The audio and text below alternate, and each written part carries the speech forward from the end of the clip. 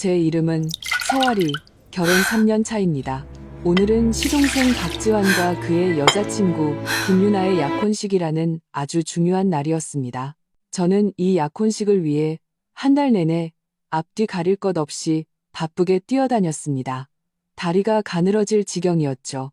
식장인 서울신라호텔 다이너스티홀은 제가 온갖 인맥을 동원해 겨우 예약한 곳이었습니다. 메뉴는 시어머니 최미숙 여사를 모시고 8번이나 수정하며 확정한 것이었고, 심지어 오늘 현장에서 재생될 배경음악 하나하나까지 제가 먼저 추린 뒤 예비 동서인 김유나에게 컨펌을 받았습니다.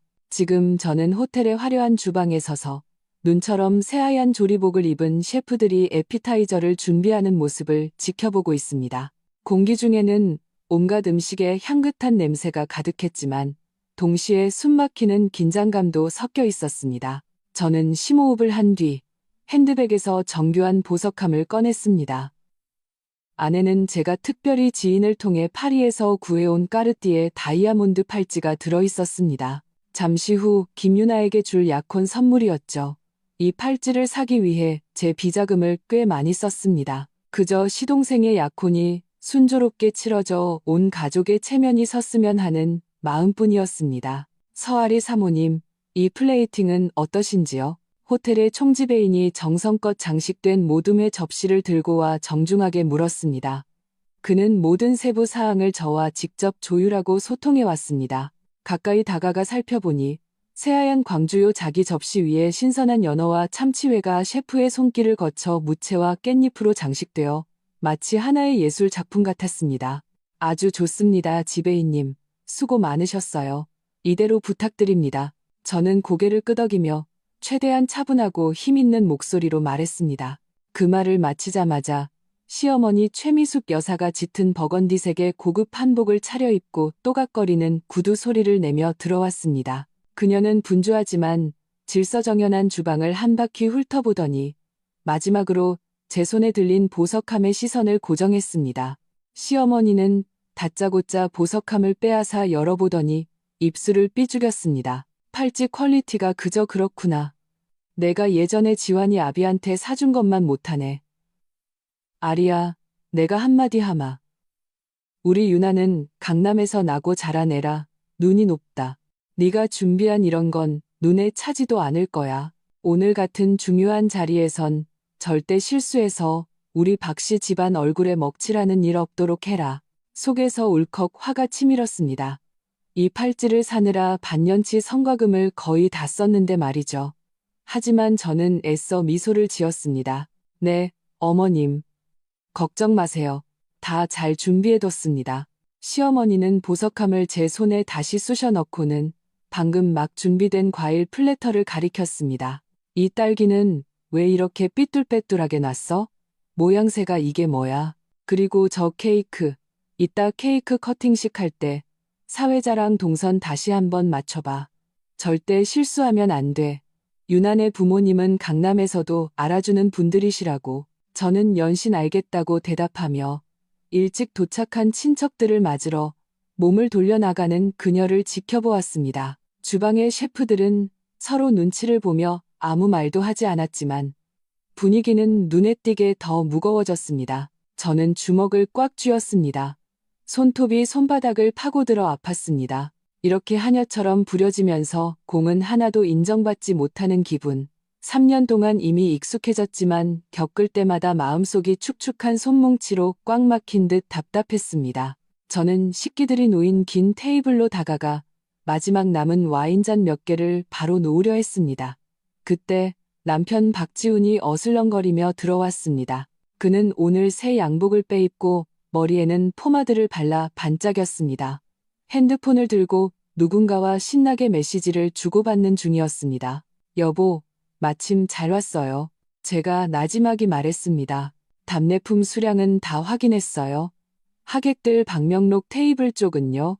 박지훈은 귀찮다는 듯 손을 내저으며 제 말을 끊었습니다. 아, 그런 사소한 건 당신이 알아서 해. 뭐든 나한테 묻지 말고. 나 지금 김 사장님이랑 중요한 얘기하는 거 안 보여? 오늘 지환이 약혼식이라 내 사업 파트너들도 많이 왔단 말이야. 인맥 넓힐 절호의 기회라고. 당신은 당신 할 일이나 제대로 해. 나 방해하지 말고. 그는 말을 마치고는 저를 쳐다보지도 않은 채 다시 핸드폰 화면을 보며 껄껄 웃었습니다. 저는 그의 옆모습을 보며 문득 낯설다는 생각을 했습니다. 이 사람이 내가 집안의 반대를 무릅쓰고 결혼하겠다던 그 사람이 맞나? 뭐가 좋다고 그랬을까? 성실해서, 나한테 잘해줘서. 지금 생각하니 정말 우스웠습니다. 약혼식이 시작되기 30분 전, 하객들이 속속 도착하기 시작했습니다. 저는 심호흡을 하며 스스로에게 다짐했습니다. 조금만 더 버티자. 이 고비만 넘기면 돼. 저는 김유나가 직접 골라준 연분홍색 미니드레스를 매만졌습니다. 자기 피부톤에 잘 어울리는 배경색이 될 거라면서요. 샴페인 잔을 들고 잠시 바람도 쐴 겸 식장에 혹시 빠진 것은 없는지 둘러보러 나갔습니다. 연회장 입구에 다다르자 시동생 박지환이 눈부시게 아름다운 김유나의 팔짱을 끼고 하객들을 맞이하고 있었습니다. 김유나는 맞춤 제작한 하얀 드레스를 입고 정교한 메이크업을 한 상태였습니다. 저를 보더니 위아래로 훑어보고는 제 드레스에 시선을 고정했습니다. 김유나는 박지환에게 웃으며 말했습니다. 지환 씨, 형수님 저 드레스 좀 봐. 색깔은 괜찮은데 스타일이 너무 촌스럽지 않아? 우리 엄마 세대나 입을 법한 옷 같아. 박지환은 그녀의 허리를 감싸며 맞장구를 쳤습니다. 에이, 우리 형수님은 원래 소탈하시잖아. 어떻게 자기랑 비교를 해. 자기는 패션의 여왕인데. 김유나는 옆 테이블에 놓인 제가 수없이 확인했던 디저트 타워를 곁눈질하며 말했습니다. 목소리는 크지도 작지도 않게 딱 저와 주변 친척 몇몇이 들을 수 있을 정도였습니다. 이 디저트 플레이팅도 너무 촌스럽다. 디자인 감각이 하나도 없네. 이럴 줄 알았으면 내 친구한테 부탁할 걸. 걘 전문가인데. 얼굴이 화끈거리는 것을 느꼈습니다. 주변 친척들의 시선이 은근슬쩍 저를 향했고 그 눈빛에는 구경꾼의 흥미가 섞여 있었습니다. 박지훈은 바로 근처에 서 있었습니다. 분명히 들었을 겁니다. 하지만 그는 미간을 살짝 찌푸리더니 옆 사람과 대화하는 척 몸을 돌려버렸습니다. 그때 시어머니 최미숙 여사가 이쪽 상황을 눈치채고 바람처럼 다가왔습니다. 그녀는 먼저 저를 힐난하듯 쏘아보더니 이내 얼굴 가득 미소를 띠고 김유나에게 말했습니다. 유나야, 격떨어지는 사람이랑은 상종할 필요 없다. 오늘 주인공은 너잖니. 네가 최고야. 가자. 엄마가 중요한 어른들께 인사시켜 줄게. 그 말은 표면적으로는 김유나를 달래는 것이었지만 글자 하나하나가 바늘처럼 제 가슴을 찔렀습니다. 저는 그들 세 식구가 화기애애하게 하객들 사이로 걸어가고 저 혼자 그 자리에 덩그러니 남겨진 모습을 보았습니다. 마치 불필요한 장식품처럼요. 가슴속 답답함이 점점 더 심해져 목구멍까지 차오르는 것 같았지만 저는 꾹 참았습니다. 그저 말없이 한 모금도 마시지 않은 샴페인 잔을 지나가는 웨이터의 쟁반 위에 돌려놓았을 뿐입니다. 연회장은 화려한 조명과 사람들 소리로 가득했지만 저는 온몸이 추워지는 것을 느꼈습니다. 주방에서의 불쾌함이 생선가시처럼 목에 걸려 삼킬 수도 뱉을 수도 없었습니다. 저는 스스로에게 말했습니다. 서아리, 조금만 더 참아. 거의 다 끝났어. 이런 때에 무너지지 마. 저는 다시 미소를 지으며 에피타이저가 놓인 긴 테이블로 다가가 뭐라도 도우려 했습니다. 하다못해 테이블 가장자리를 다시 한번 닦는 것만으로도 멍하니 서 있는 것보다는 나을 것 같았습니다. 깨끗한 냅킨을 집어들자마자 시어머니 최미숙 여사가 또다시 바람처럼 나타났습니다. 이번에는 제 바로 옆에 서서 이미 거의 준비가 끝난 음식 테이블을 탐조등처럼 훑어보았습니다. 그녀는 새빨간 매니큐어를 칠한 손가락으로 제가 아까 칭찬했던 모둠회 접시를 가리켰습니다. 시어머니는 미간을 찌푸리며 말했습니다. 이 무채는 왜 이렇게 굵어? 씹히기나 하겠어. 그리고 이 깻잎은 시들었잖아. 생기가 하나도 없네. 아리야, 너 주방장한테 제일 신선한 걸로 쓰라고 강조 안 했니? 오늘 같은 날 대충 때우면 안 되지. 냅킨을 쥔 제 손에 힘이 들어갔습니다. 저는 심호흡을 하고 최대한 차분한 목소리로 말했습니다. 어머님, 다 말씀드렸어요. 총지배인님이 오늘 아침 제주도에서 항공직송으로 받은 최상급 재료라고 하셨어요. 시어머니는 불만스럽게 흥소리를 냈습니다. 최상급은 무슨, 널 속인 거겠지. 넌 너무 사람이 물러서 그래. 그러니 저 사람들이 널 우습게 알잖아. 가서 메인 요리나 재촉해봐. 갈비탕은 잘 우러나고 있는지, 불 조절이 잘못되면 맛이 영안이게 되니까. 그녀는 지시를 마치고는 다시 몸을 돌려 주류를 확인하러 갔습니다. 저는 그녀의 뒷모습을 보며 마음속에 그 젖은 손뭉치가 물을 더 머금은 듯 무겁게 가라앉는 것을 느꼈습니다. 지난 3년간 저는 이런 패턴에 익숙해진 것 같았습니다. 집안의 크고 작은 일은 모두 제 차지였지만 마지막에 흠을 잡는 사람도 항상 저였습니다. 공은 박씨 집안의 것이고 남편 박지훈이 돈을 잘 번 덕이었습니다. 비록 그 돈의 대부분은 제 돈으로 메꿨지만요. 시어머니 최미숙 여사가 살림을 잘한 덕이었습니다. 수고와 실수는 온전히 제 몫이었죠. 메인 요리 코너로 가니 거대한 소단에서 신선로 육수가 황금빛 거품을 보글보글 내며 끓고 있었습니다. 향기가 진동했습니다. 주방장은 제게 가슴을 치며 불 조절은 완벽하다고 보장했습니다. 저는 고개를 끄덕이고 더 이상 말하지 않은 채 연회장으로 돌아가려 했습니다. 음식 준비실 복도를 지나는데 박지훈이 여전히 벽에 기댄 채 핸드폰을 만지작거리고 있었습니다. 입가에는 미소가 걸려 있었죠. 아마 어느 단체 채팅방에서 오늘의 화려한 약혼식을 자랑하고 있는 듯했습니다. 저는 다가가 그의 소매를 살짝 잡아당기며 나지막이 말했습니다. 지훈 씨, 하객분들 거의 다 오셨어요. 시부모님 쪽 중요한 어른들도 몇 분 오신 것 같은데 가서 인사라도 드려야 하지 않을까요? 박지훈은 고개도 들지 않은 채 귀찮다는 듯 제 손을 뿌리쳤습니다. 아, 진짜 귀찮게 구네. 나 지금 중요한 일 하는 거 안 보여? 어른들 챙기는 건 아빠랑 엄마가 계시잖아. 정 안 되면 지환이랑 유나도 있고 내가 거길 왜 가? 당신이나 당신 할 일 제대로 해. 나 좀 귀찮게 하지 마. 그의 말은 찬물 한 바가지처럼 제게 남은 마지막 기대마저 꺼뜨렸습니다. 화면에 집중하는 그의 모습을 보며 문득 우리가 막 결혼했을 때가 떠올랐습니다. 그때 그는 제가 집안일을 할 때 뒤에서 껴안으며 여보, 고생 많아라고 말해주곤 했습니다. 이제 그의 세상에는 그의 사업, 그의 체면, 그리고 끝없이 울리는 그 핸드폰밖에 없는 것 같았습니다. 저는 말없이 돌아서서 소란스러운 연회장으로 홀로 걸어 들어갔습니다. 조명은 아까보다 더 밝아졌고 하객들도 더 많아졌습니다. 화려한 옷차림의 사람들, 웃음소리와 대화소리가 가득했지만 그 속을 걷는 저는 마치 투명한 유령이 된 기분이었습니다. 누군가 인사를 건네면 기계적으로 고개를 끄덕이며 미소 지었지만 마음은 이미 다른 곳에 가 있었습니다. 방명록 테이블로 가서 다시 한번 명단과 좌석표를 꼼꼼히 확인했습니다. 혹시라도 실수가 있을까 봐요. 방명록을 담당하던 아르바이트생이 제게 작은 소리로 말했습니다. 아리 언니, 벌써 3번이나 확인하셨어요. 걱정 마세요. 문제 없어요. 저는 애써 웃어 보였지만 아무 말도 하지 않았습니다.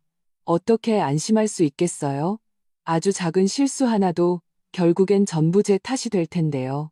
예비동서 김유나는 꽃나비처럼 박지환의 팔짱을 끼고 하객들 사이를 누비며 칭찬과 축복을 한 몸에 받고 있었습니다. 그녀는 저를 보자 일부러 박지환을 끌고 다가왔습니다.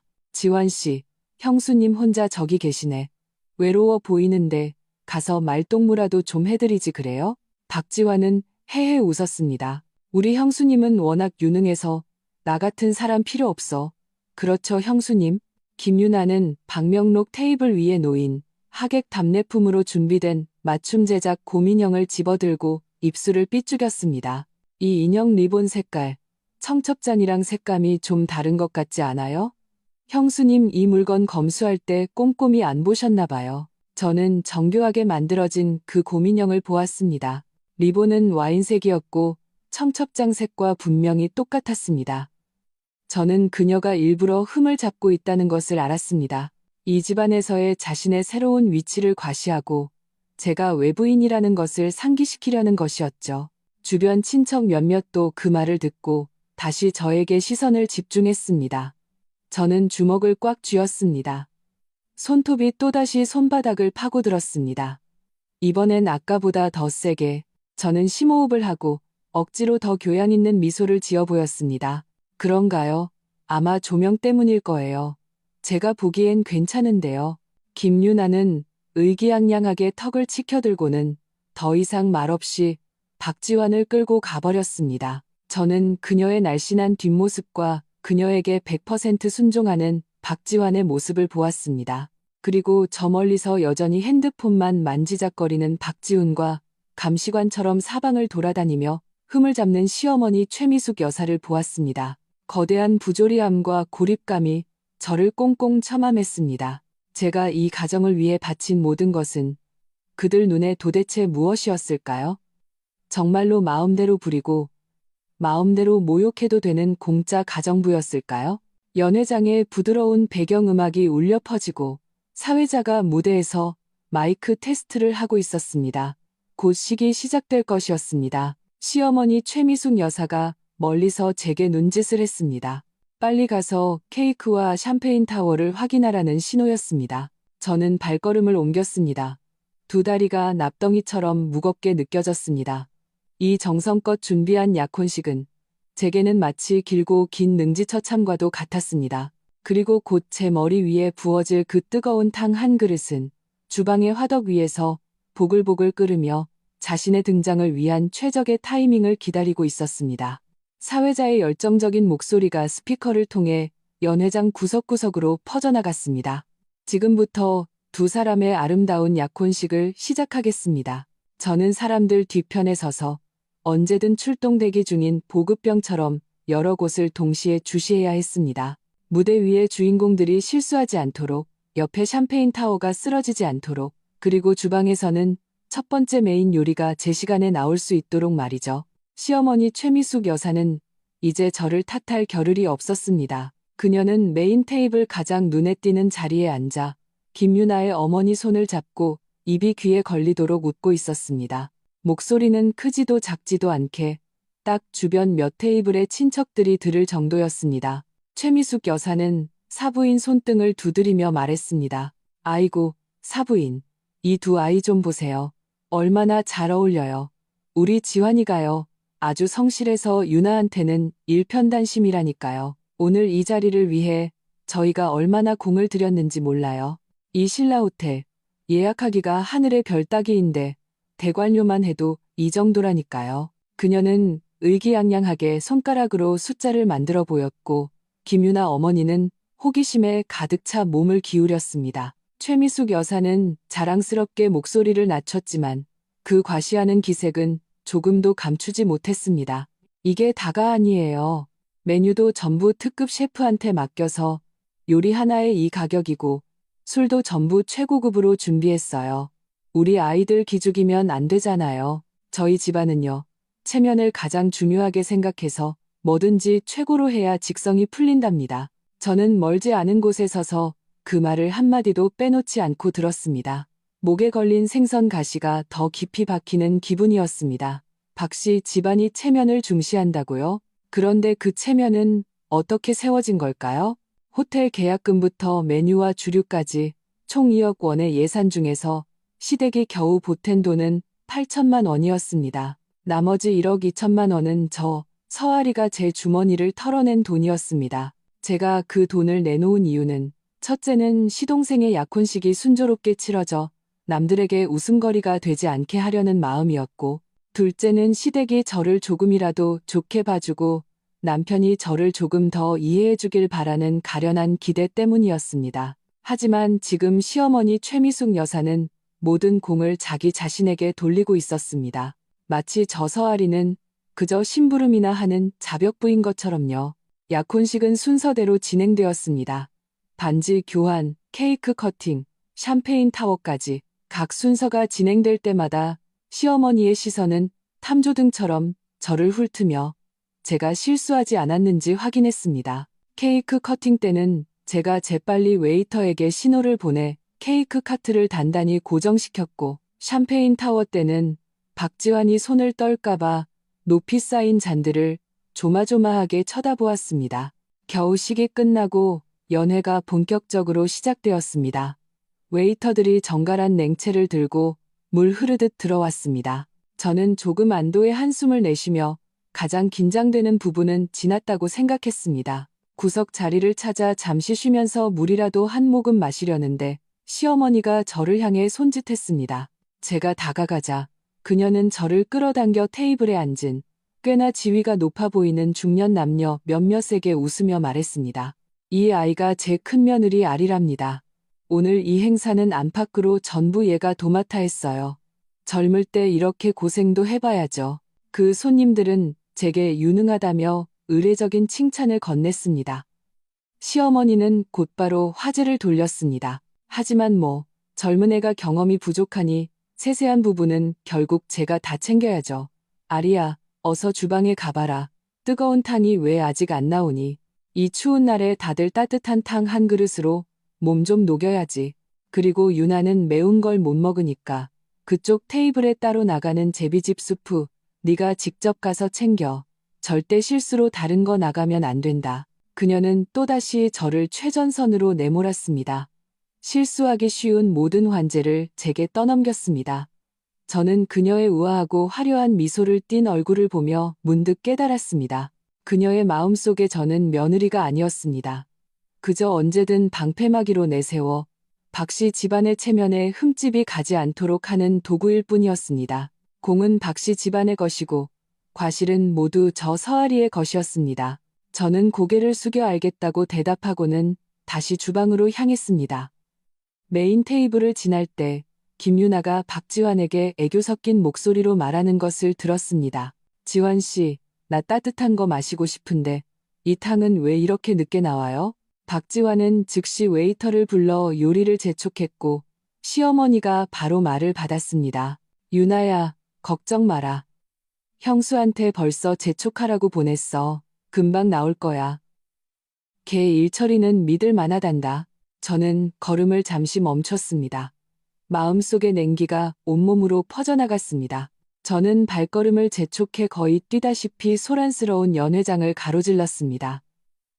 주방의 분주함과 뜨거운 열기가 얼굴에 와 닿았습니다. 연회장의 거짓된 화려함과는 극명한 대조를 이루었죠. 총지배인은 서빙 순서를 조율하고 있다가 저를 보고 고개를 끄덕였습니다. 사모님, 첫 번째 뜨거운 요리인 갈비탕은 준비되었습니다. 바로 내갈까요? 저는 뚝배기에서 김이 모락모락 피어오르는 황금빛 국물을 보며 고개를 끄덕였습니다. 네, 내주세요. 웨이터들은 훈련된 대로 뚝배기를 들고 연회장을 향해 줄지어 나갔습니다. 저는 차가운 벽에 기댔습니다. 온몸의 힘이 다 빠져나가는 기분이었습니다. 연회는 이제 막 시작되었는데 저는 마치 한 세기가 지난 것처럼 길게 느껴졌습니다. 제가 얼마나 더 참을 수 있을지, 방금 나간 저 뜨거운 탕이 저를 무너뜨리는 마지막 지푸라기가 될지 알 수 없었습니다. 공기 중에 퍼진 음식 향기가 지금은 역겹게 느껴졌습니다. 뜨거운 탕이 테이블에 오르자 연회장에는 잠시 동안 숟가락과 그릇이 부딪히는 소리와 하객들의 만족스러운 낮은 목소리만 울려 퍼졌습니다. 저는 차가운 벽에 기대 겨우 한숨 돌리는데 시어머니가 또다시 저에게 눈짓을 했습니다. 한가하게 있지 말고 메인 테이블 쪽을 챙기라는 신호였습니다. 어쩔 수 없이 기운을 차리고 다시 그 위선적인 소란 속으로 들어갔습니다. 메인 테이블에 다가서자마자 김유나가 특유의 애교 섞이면서도 까칠한 말투로 말하는 것이 들렸습니다. 어머님, 이 갈비탕 맛은 괜찮은데 그릇이 좀 평범한 것 같지 않아요? 제가 지난번 포시즌스 호텔 자선 디너에서 봤을 땐 다들 광주요에서 나온 유기그릇을 쓰던데 정말 고급스러웠거든요. 시어머니는 즉시 말을 받았습니다. 아이고, 유나야. 역시 내 안목은 남다르구나.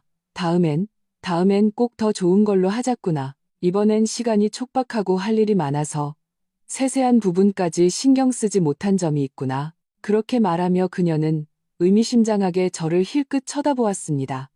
방금 가라앉았던 얼굴의 열기가 다시 확 오르는 것을 느꼈습니다. 이 유기그릇 세트는 제가 호텔 측과 수없이 소통하고 추가 비용까지 내가며 업그레이드한 것이었습니다. 격이 떨어져 김유나 집안에서 흠잡을까봐 걱정했기 때문입니다. 그런데 이제 와서 제가 세심하지 못했다는 말이 되었습니다. 그때 냉채들이 물러나고 메인 요리들이 하나둘씩 올라오기 시작했습니다. 한복을 입은 웨이터들이 나비처럼 테이블 사이를 오가며 정갈한 요리를 날랐습니다. 저는 조금 안도했습니다. 이제 메인 요리가 나왔으니 사람들의 관심이 음식으로 쏠려 좀 조용해지겠지 하고 생각했습니다. 하지만 저는 틀렸습니다. 김유나의 쇼는 이제 막 시작된 것이었습니다. 첫 번째 메인 요리는 해삼찜이었습니다. 웨이터가 막 요리를 메인 테이블 중앙에 놓자 김유나는 젓가락을 들었지만 집지는 않고 미간을 살짝 찌푸리며 접시를 쳐다보기만 했습니다. 박지환이 걱정하며 물었습니다. 유나야, 왜 그래? 입에 안 맞아? 김유나는 젓가락을 내려놓고 가볍게 한숨을 쉬었습니다. 목소리는 작았지만 메인 테이블과 옆 몇 테이블 사람들이 들을 수 있을 정도였습니다. 지환 씨, 제가 까다로운 게 아니고요. 그냥 이 해삼의 불림 정도나 익힘이 좀 아쉬워서요. 보세요. 형태가 충분히 통통하지 않잖아요. 식감이 좀 질길 것 같아요. 그리고 이 대파는 너무 익어서 색이 어둡네요. 향도 많이 날아갔을 거예요. 시어머니의 표정이 순간 굳어졌지만 이내 다시 미소를 지었습니다. 그런가? 내가 한번 먹어볼게. 그런 것 같기도 하네. 아리야, 이 해삼은 내가 마지막에 고른 품목이었지. 모든 사람의 시선이 스포트라이트처럼 제게 쏟아졌습니다. 저는 입을 열어 이 해삼이 호텔 총주방장이 직접 관리하는 최상급 재료라고 설명하고 싶었지만 말이 목구멍에서 막혔습니다. 설명해봐야 무슨 소용이 있겠어요. 그들은 그저 저를 탓할 구실을 찾고 있을 뿐인데요. 저는 대꾸하지 않고 그저 조용히 개인 젓가락을 들어 시어머니에게 한 점 덜어주며 이 상황을 무마하려 했습니다. 하지만 김유나는 제 행동을 못 본 척하며 박지환에게 애교를 부렸습니다. 지환 씨, 나 저기 제주 옥동구이 먹고 싶어요. 좀 덜어줄래요? 가시 없는 뱃살 쪽으로요. 박지훈은 즉시 그녀에게 생선을 발라주며 세심하게 가시를 제거했습니다. 이어서 나온 요리는 금빛 신선로였습니다. 진한 향기가 퍼지자 많은 하객들이 기대하는 표정을 지었습니다. 김유나는 숟가락으로 자기 그릇에 담긴 국물을 휘젓더니 또 입을 열었습니다. 국물색은 황금빛이라 먹음직스럽네요. 그런데 이 전복 크기가 좀 작은 것 같지 않아요? 그리고 이 표고버섯도 두께가 평범하네요. 아마 제가 지난번에 마카오에서 먹었던 게 너무 인상 깊었나 봐요. 비교하니까 좀. 그녀는 말을 끝맺지 않았지만 그 의미는 너무나도 명백했습니다. 이번 연애는 격이 떨어진다는 것이었죠. 시어머니 얼굴의 미소는 완전히 사라졌습니다. 그녀는 숟가락을 탁 소리나게 내려놓았습니다. 이번에는 저를 쳐다보지 않았지만 그 싸늘한 기운은 이미 저를 겨냥하고 있었습니다. 마치 김유나의 모든 불만이 저 서아리가 일을 제대로 처리하지 못해 박씨 집안 망신을 시킨 탓인 것처럼요. 요리가 하나씩 나올 때마다 김유나는 거의 모든 것에서 흠을 찾아냈습니다. 너무 익었다거나 재료가 평범하다거나 플레이팅이 세련되지 못했다거나 그녀가 한마디 할 때마다 시어머니의 얼굴은 한 겹씩 더 어두워졌습니다. 박지훈은 옆 테이블에서 손님들과 큰 소리로 대화를 나누며 가끔 쳐다보는 눈빛에는 짜증이 섞여 있었습니다. 마치 제가 이런 사소한 일도 처리하지 못해 친구들 앞에서 자기 체면을 구겼다고 탓하는 것 같았습니다. 저는 나무 기둥처럼 테이블 옆에 서서 그 까다로운 말들을 듣고 김유나를 극진히 챙기는 박지환의 모습을 보았습니다. 그리고 저를 냉담하게 무시하는 박지훈과 비교하며 마음이 점점 더 차가운 얼음장 속으로 가라앉았습니다. 이게 어디 약혼식이란 말인가요? 이것은 명백히 김유나의 자랑 무대이자 시어머니의 책임 전가 현장이었고 저 서아리의 공개 처형장이었습니다. 연회가 중반을 넘어서자 분위기는 겉보기엔 뜨거웠지만 메인 테이블 쪽에는 기묘한 저기압이 감돌았습니다. 저는 시어머니의 분노 게이지가 조금씩 차오르는 것을 느낄 수 있었습니다. 마치 계속해서 바람을 불어넣는 풍선처럼 마지막 한 번의 바늘 끝 같은 자극을 기다리다가 터져버릴 것처럼요. 그리고 저 자신도 인내의 한계에 다다르고 있었습니다. 이제는 그다지 뜨겁지 않지만 제 마지막 환상마저 꺼뜨리기에 충분한 그 탕 한 그릇은 곧 제가 전혀 예상치 못한 방식으로 이 소동의 절정이 될 것이었습니다. 마지막 메인 요리인 통돼지 바비큐가 웨이터에 의해 성대하게 등장했습니다. 캐러멜색의 껍질이 윤기나게 빛나며 유혹적인 향기를 풍겼습니다. 이는 잠시나마 김유나의 까다로운 입을 막아주었습니다. 그녀는 핸드폰을 들고 박지환에게 여러 각도에서 사진을 찍어달라고 하며 SNS에 올리느라 잠시 조용해졌습니다. 저는 마음속에 긴장된 끈을 조금 풀었습니다. 가장 힘든 시간은 거의 지났다고 생각했죠. 모두의 시선이 통돼지 바비큐에 쏠린 틈을 타 저는 화장실에 가서 제 모습을 좀 정리하려고 몸을 돌렸습니다. 반나절 동안 마라톤을 뛴 것보다 더 피곤했습니다. 몸뿐만 아니라 마음이 더 지쳤죠. 두 걸음도 채 떼지 않았을 때 시어머니의 목소리가 등 뒤에서 울렸습니다. 명백한 불쾌감이 섞여 있었죠. 아리야, 잠깐 서봐라. 저는 걸음을 멈추고 돌아섰습니다. 시어머니는 방금 메인 테이블에 놓인 거대한 과일 플래터를 가리키고 있었습니다. 바로 아까 그녀가 딸기 배열이 삐뚤다고 불평했던 그것이었습니다. 이제 그 플래터는 셰프가 다시 장식하여 여러 색깔의 과일로 꽃과 새 모양을 조각하고 중앙에는 수박 껍질로 약혼을 축하합니다라는 네 글자를 새겨 넣어 이미 상당히 정교해 보였습니다. 하지만 시어머니의 얼굴은 솥 바닥보다 더 검었습니다. 그녀는 플래터 가장자리를 장식한 키위 조각들을 가리키며 날카롭게 물었습니다. 이거 네가 이렇게 놓으라고 시켰니? 저는 조금 어리둥절해서 가까이 다가가 보았습니다. 키위 조각들은 별 모양으로 잘려 플래터 주위를 둘러싸고 있었고 초록빛이 꽤 예뻤습니다. 저는 고개를 끄덕였습니다. 네, 어머님. 키위를 좀 더 하면 색감이 더 화사해질 것 같아서요. 셰프님도. 말이 채 끝나기도 전에 김유나가 옆에서 입을 가리며 과장된 비명을 질렀습니다. 어머나, 어머님, 저 키위 알레르기 있단 말이에요. 아주 조금도 못 먹어요. 이렇게 제 가까이에 두면 혹시 다른 과일에 닿기라도 하면 어떡해요. 그녀의 외침에 메인 테이블의 모든 시선이 집중되었습니다. 박지환은 즉시 긴장하며 그녀를 끌어안았습니다. 유나야, 걱정 마. 우리가 안 건드리면 돼. 엄마, 이게 어떻게 된 일이에요? 시어머니의 얼굴이 순간 새빨개졌습니다. 분노 때문이 아니라 사돈댁 친척들 앞에서 큰 망신을 당했다고 생각했기 때문입니다. 그녀는 고개를 돌려 저를 노려보았습니다. 눈빛이 칼날 같았습니다. 목소리는 갑자기 높아져 귀를 찢을 듯 날카로웠습니다. 서아리, 너 무슨 심보로 이러는 거니? 유나가 알레르기 있는 이런 중요한 사실도 몰랐어? 일부러 그런 거지? 이렇게 촌스러운 플레이팅을 한 것도 모자라서 이제는 이런 짓까지 해. 우리 박씨 집안 체면을 네가 다 망가뜨렸어. 머릿속이 윙 하고 울리며 피가 순식간에 머리 꼭대기까지 솟구치는 것 같았습니다. 키위 알레르기라니? 저는 한 번도 들어본 적이 없었습니다.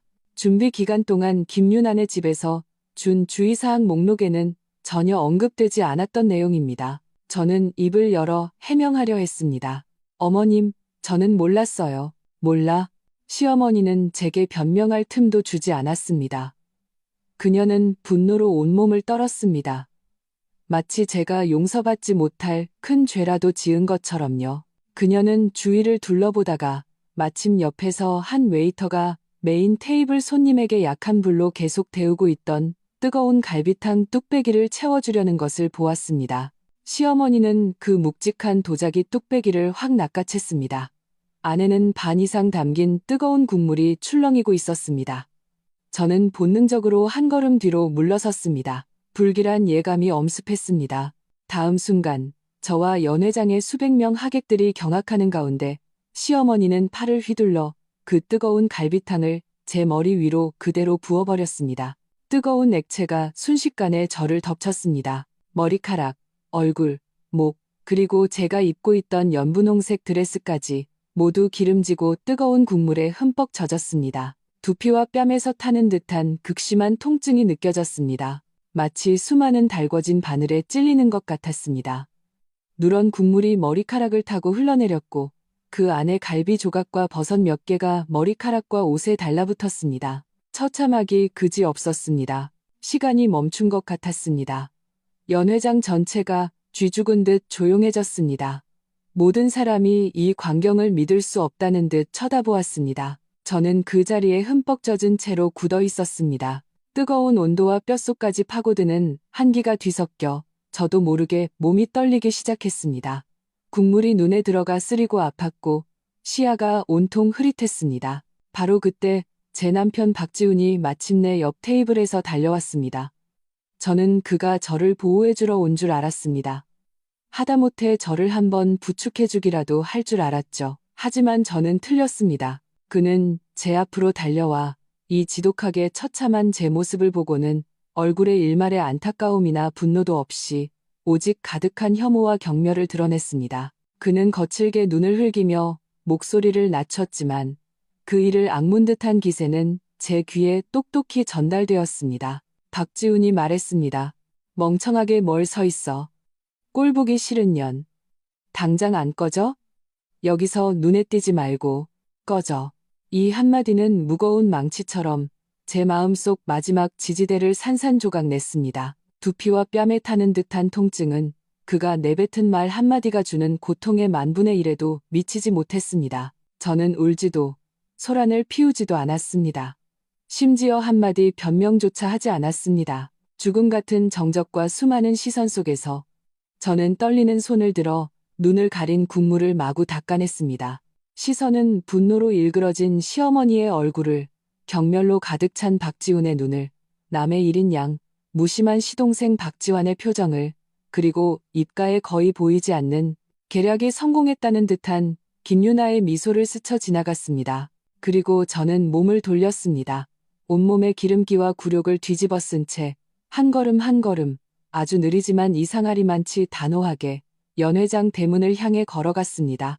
한 걸음 내디딜 때마다 깨진 유리 조각을 밟는 것 같았지만 그 한 걸음 한 걸음이 저를 더욱 정신 차리게 했습니다. 꺼지라고. 그래, 꺼져주지. 하지만 나는 너희 박씨 집안 모두가 오늘 이 탕 한 그릇과 꺼져라는 그 한마디에 대해 평생 잊지 못할 대가를 치르게 할 것이다. 연회장의 그 육중하고 조각된 나무문이 제 등 뒤에서 천천히 닫혔습니다. 마치 두 개의 세계를 가르는 것 같았습니다. 안은 거짓된 소란과 역겨운 온기로 가득했고 밖은 텅 빈 복도의 차가운 공기뿐이었습니다. 몸에 묻은 뜨거운 국물이 빠르게 식으면서 끈적끈적하게 피부에 달라붙었고 머리카락과 엉겨붙어 기름진 갈비탕 냄새와 굴욕감이 뒤섞여 숨이 막힐 지경이었습니다. 저는 뒤돌아보지 않고 멈추지 않고 걸었습니다. 하이힐이 매끄러운 대리석 바닥에 부딪히며 공허한 소리를 냈습니다. 눈물이 눈眶에서 미친 듯이 맴돌았지만 저는 입술을 깨물어 억지로 그것들을 밀어냈습니다. 울 때가 아니었다. 그런 인간들을 위해 눈물을 흘리는 것은 가치 없는 일이었다. 복도 끝에는 호텔 로비로 통하는 회전문이 있었습니다. 안으로 들어서자 문이 천천히 돌았고 유리에 제 지금의 처참한 모습이 비쳤습니다. 머리는 헝클어지고 화장은 번졌으며 예쁜 드레스는 얼룩투성이었습니다. 마치 버려진 넝마 인형 같았습니다. 지나가던 프런트 직원과 웨이터들이 모두 놀란 눈으로 저를 보며 수군거렸습니다. 저는 모든 시선을 무시하고 엘리베이터로 향해 내려가는 버튼을 눌렀습니다. 버튼을 누르는 손가락이 여전히 제 의지와 상관없이 미세하게 떨리고 있었습니다. 두려워서가 아니었다. 분노 때문이었다. 모든 것을 불태워버릴 수 있을 만큼 차가운 분노. 엘리베이터 거울 속 제 얼굴은 창백했지만 눈빛은 이상하리만치 평온했습니다. 심지어 저 자신도 낯설게 느껴지는 죽음 같은 고요함이 깃들어 있었습니다. 시어머니 최미숙의 일그러진 얼굴, 남편 박지훈의 혐오스러운 배간, 시동생 박지환의 무심함, 김유나의 그 비웃음이 주마등처럼 눈앞을 스쳐 지나갔습니다. 마지막으로 박지훈의 그 한마디, 꺼져에 고정되었습니다. 그래, 꺼져주지. 하지만 꺼지기 전에 너희에게 큰 선물을 남겨줘야겠어. 엘리베이터가 1층에 도착하고 문이 열렸습니다. 저는 화장실로 가서 몸을 정리하지도 그대로 호텔을 떠나지도 않았습니다. 대신 호텔 사무구역 쪽으로 방향을 틀었습니다. 저는 식음요부 총지배인님의 사무실이 어디 있는지 알고 있었습니다. 그의 명패가 걸린 사무실 문 앞에 이르러 저는 노크도 없이 문을 밀고 들어갔습니다. 총지배인님은 컴퓨터 앞에 앉아 있다가 이런 모습으로 뛰어들어온 저를 보고 깜짝 놀라 벌떡 일어났습니다. 서아리 사모님, 이게 무슨 일이십니까? 그는 충격받은 얼굴로 급히 티슈 몇 장을 뽑아 건넸습니다. 저는 티슈를 받지 않고 그나마 깨끗한 손등으로 눈을 가린 끈적한 국물을 닦아냈습니다. 제 목소리는 놀랍도록 차분했고 심지어 예의 바른 냉정함마저 깃들어 있었습니다. 총지배인님, 신뢰가 많았습니다. 지금 즉시 박지환 씨와 김유나 씨의 약혼 연회에 대한 모든 남은 음식과 서비스를 취소해 주십시오. 총지배인님은 멍하니 자기가 잘못 들었다고 생각하는 듯 했습니다. 취소라니요? 사모님, 연회가 이제 겨우 중반을 지났습니다. 이건 규정에 어긋납니다. 게다가 디저트와 과일도 아직 남아있는데요. 규정? 저는 그의 말을 부드럽게 끊으며 였지만 아무런 온도도 없는 미소를 지었습니다. 제가 취소하라고 하면 취소하는 겁니다. 모든 손실은 제가 예치한 계약금에서 제하시고 부족한 부분은 제가 책임지겠습니다. 지금 당장 주방에 연락해서 멈추게 하시고 웨이터들도 철수시켜 주세요. 제 말투에는 어떤 협상의 여지도 없었고 눈빛의 단호함은 총지배인님이 입에 담으려던 권유의 말을 삼키게 했습니다. 그는 제 이런 모습을 보고 연회에서 큰일이 터졌음을 짐작했을 겁니다. 잠시 망설이더니 그는 결국 전화기를 들었습니다. 네, 주방입니까? 저 총지배인입니다. 박씨, 집안 약혼 연회의 모든 요리 즉시 중단하십시오. 네, 지금이요. 이미 나간 건 어쩔 수 없지만 아직 안 나간 건 전부 멈추세요. 서비스팀도 최소 인원 2명만 남기고 전부 철수시키세요. 전화를 끊고 총지배인님은 저를 보며 말을 잇지 못했습니다. 사모님, 이호 씨의 위약금은. 저는 그의 사무실 책상으로 다가가 펜을 집어 메모지에 제 개인 연락처를 빠르게 적었습니다. 제 번호입니다. 위약금 정산을 포함한 모든 후속 처리는 저와 직접 연락해 주십시오. 박씨 집안 다른 사람들과는 더 이상 소통할 필요 없습니다. 저는 잠시 말을 멈추고 덧붙였습니다. 특히 제 시어머니이신 최미숙 여사의 어떤 지시도 더 이상 받지 말아주세요. 이 연회는 지금부터 제가 전적으로 처리합니다. 그 말을 마치고 저는 더 이상 그를 쳐다보지 않고 사무실을 나왔습니다. 몸은 여전히 처참했지만 발걸음은 올 때보다 더 단호했습니다. 저는 알았습니다. 몇 분 후 연회장의 하객들이 배불리 식사를 마치고 이어질 디저트와 과일을 기대하고 있을 때 그들은 웨이터가 사라지고 약속된 정교한 디저트도 없고 심지어 차 한 잔도 더 이상 채워주지 않는다는 것을 발견하게 될 것이라는 것을요. 2억 원짜리 박씨 집안의 체면을 지탱하던 그 성대한 연회는 가장 추하고 가장 갑작스러운 방식으로 막을 내릴 것이었습니다. 그리고 저 서아리, 그들이 마음대로 모욕하고 꺼지라고 했던 그 여자가 이 모든 것의 연출자가 될 것이었습니다. 이건 시작에 불과했다. 뜨거운 갈비탕은 박씨 집안에 대한 나의 모든 환상을 꺼뜨렸고 이제는 그들이 찬바람을 맛볼 차례였다. 저는 사무구역을 나와 차가운 공기를 마셨습니다. 잔인할 정도로 정신이 맑아졌습니다. 다음 단계는 친정으로 돌아가는 것이었다. 사무구역의 정적을 뒤로하고 저는 다시 번쩍이는 호텔 로비로 들어섰습니다. 천장 조명이 제 몸을 비추자 말라붙은 국물이 남긴 끈적함과 뻣뻣함이 더욱 선명하게 느껴졌습니다. 머리카락은 가닥가닥 엉겨붙었고 드레스도 망가졌습니다. 몇몇 지나가던 손님들이 의아한 눈빛으로 저를 쳐다봤지만 저는 전혀 신경 쓰지 않았습니다. 지금은 겉모습에 신경 쓸 때가 아니었습니다. 저는 로비 구석, 손님들이 쉬는 소파 구역으로 갔습니다. 이곳은 비교적 한적했습니다. 핸드백에서 핸드폰을 꺼냈습니다. 화면에도 기름때가 좀 묻어 있었습니다. 저는 소매로 대충 닦아내고 잠금을 풀었습니다. 그리고 주소록에서 신라호텔 총지배인님의 번호를 찾아 망설임 없이 통화 버튼을 눌렀습니다. 전화는 한 번 울리자마자 바로 연결되었습니다. 총지배인님도 긴장하며 대기하고 있었던 게 분명했습니다. 총지배인님의 목소리에는 약간의 긴장과 불확실함이 섞여 있었습니다. 서아리 사모님, 저는 마치 오늘 날씨를 이야기하듯 조금의 동요도 없는 평온한 목소리로 말했습니다. 총지배인님, 접니다. 지금 즉시 2가지를 처리해 주십시오. 총지배인님은 서둘러 대답했습니다. 네, 말씀하십시오, 사모님. 저는 로비 유리창 밖의 칠흑 같은 밤하늘을 보며 한 글자 한 글자 명확하게 지시했습니다. 첫째, 모든 웨이터의 서비스를 중단시켜 주십시오. 차를 따르거나 물을 채우는 것까지 포함해서요. 이미 테이블에 나간 음식은 어쩔 수 없지만 모든 후속 디저트, 과일, 식사는 전부 보류해 주십시오. 하나도 연회장으로 보내면 안 됩니다. 전화기 저편에서 잠시 침묵이 흘렀습니다. 총지배인님이 숨을 들이마시는 소리만 들렸습니다. 그의 충격을 이해할 수 있었습니다. 호텔 업계에서는 거의 들어본 적 없는 조치였으니까요. 하지만 그는 곧 상황을 파악하고 대답했습니다.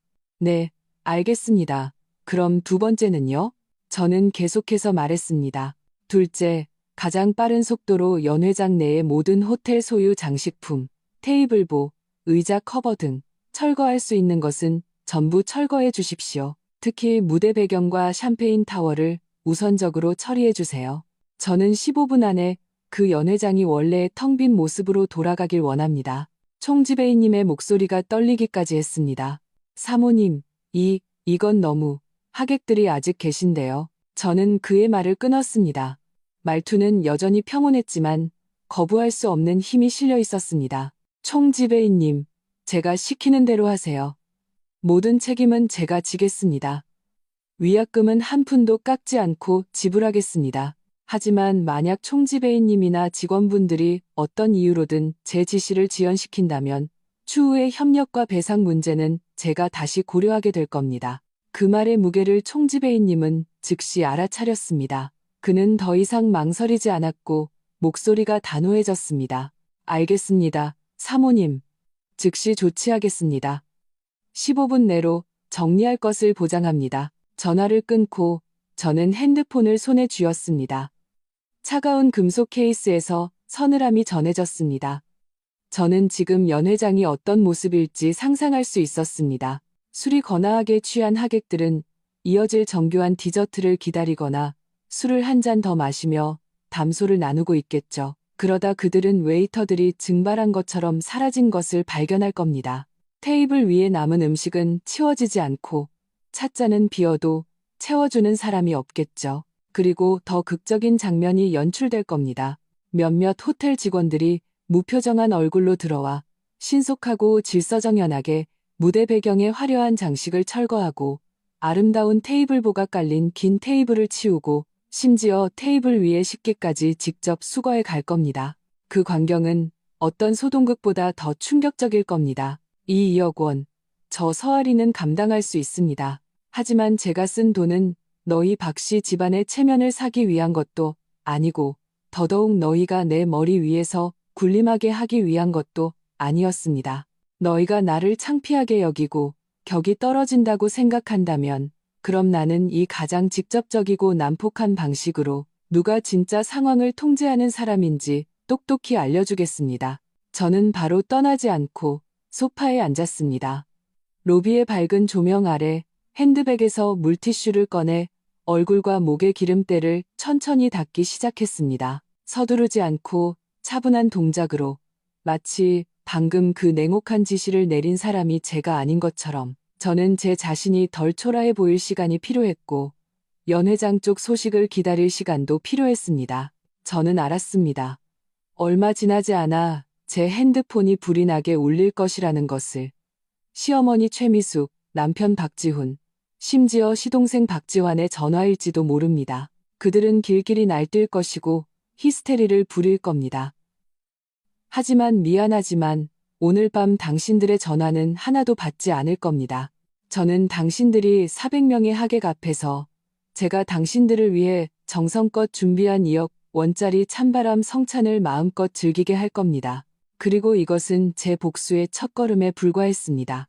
얼굴에 얼룩을 닦아내며 저는 유리창에 비친 제 자신을 보았습니다.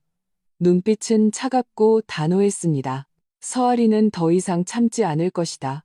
차가운 물티슈가 뺨과 목을 여러 번 스쳐 지나가자 피부에 화끈거리는 통증이 조금 가라앉았습니다.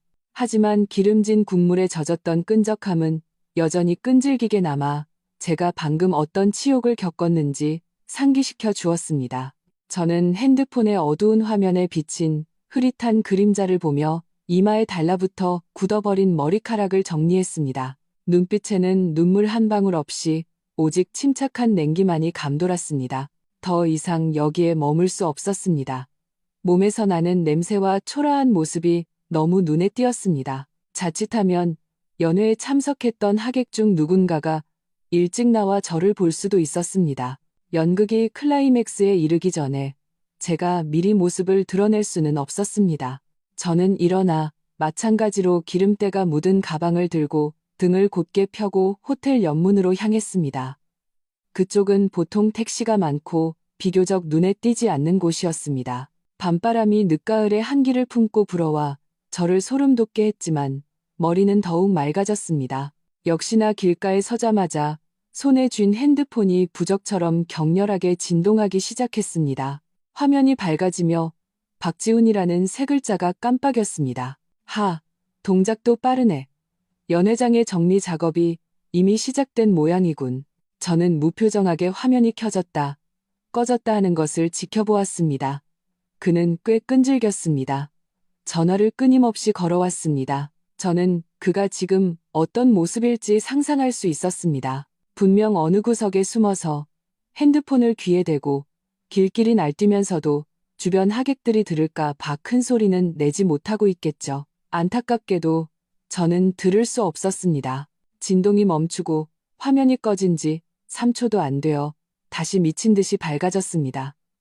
이번에는 시어머님이었습니다. 그녀의 프로필 사진은 여전히 우아하고 화려했지만 저는 전화기 저편의 얼굴이 분노로 일그러져 있을 것임을 알았습니다. 심지어 그녀의 날카로운 목소리가 수화기를 뚫고 나오는 상상까지 할 수 있었습니다. 서아리, 너 어디서 죽었어? 호텔 사람들, 이게 무슨 짓이야? 당장 기어 돌아와서 설명해. 설명? 당신과는 더 이상 설명할 게 없어요. 저는 전원 버튼을 길게 눌러 핸드폰을 꺼버렸습니다. 세상이 순간 고요해졌습니다. 귓가에는 세차게 부는 바람 소리와 멀리 거리에 희미한 차량 소음만이 남았습니다. 이전의 굴욕감과 무력감을 대신하여 전례 없는 통제감이 느껴졌습니다. 그들과의 연결을 끊는 것이 이렇게 통쾌한 일이었다니. 빈 택시 한 대가 천천히 멈춰 섰습니다.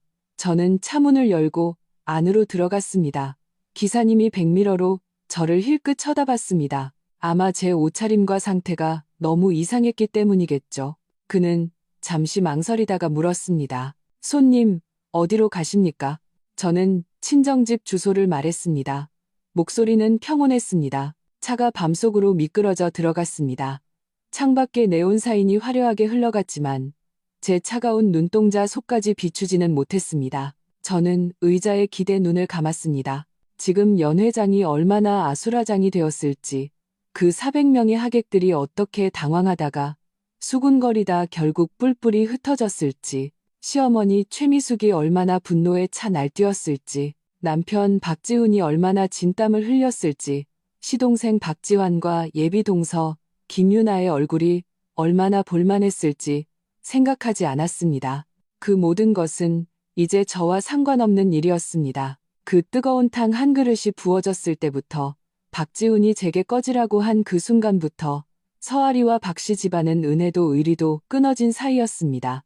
이제 저는 제 진짜 집으로 돌아가고 있었습니다. 그곳에는 절대로 제게 탕을 붓지 않을 부모님이 계시고 제가 상처받았는지 걱정해줄 오빠가 있었습니다. 저는 그들의 지지가 필요했습니다. 감정적인 것뿐만 아니라 실제적인 지지가요. 박씨 집안과 완전히 등을 돌린 이상 앞으로의 문제는 적지 않을 겁니다. 이혼, 재산 분할, 어느 것 하나 만만치 않겠죠. 하지만 지금 제 마음속에는 두려움이 없었습니다. 오직 파괴 후 새로 서는 단호함과 차가운 쾌감만이 있었습니다. 박씨 집안은 체면을 가장 중시하죠? 저 서아리가 자기들 망신시킨다고 생각했죠? 좋아요. 제가 당신들을 온 서울의 유력 인사들 앞에서 조상님 뵐 낯도 없게 만들어 줄게요. 2억 원으로 당신들 박씨 집안의 거대한 웃음거리를 사고 저의 완전한 단절과 새로운 시작을 사는 것. 이 거래는 제게는 너무나도 이득이었습니다. 차가 밤속을 꾸준히 달려나갔습니다.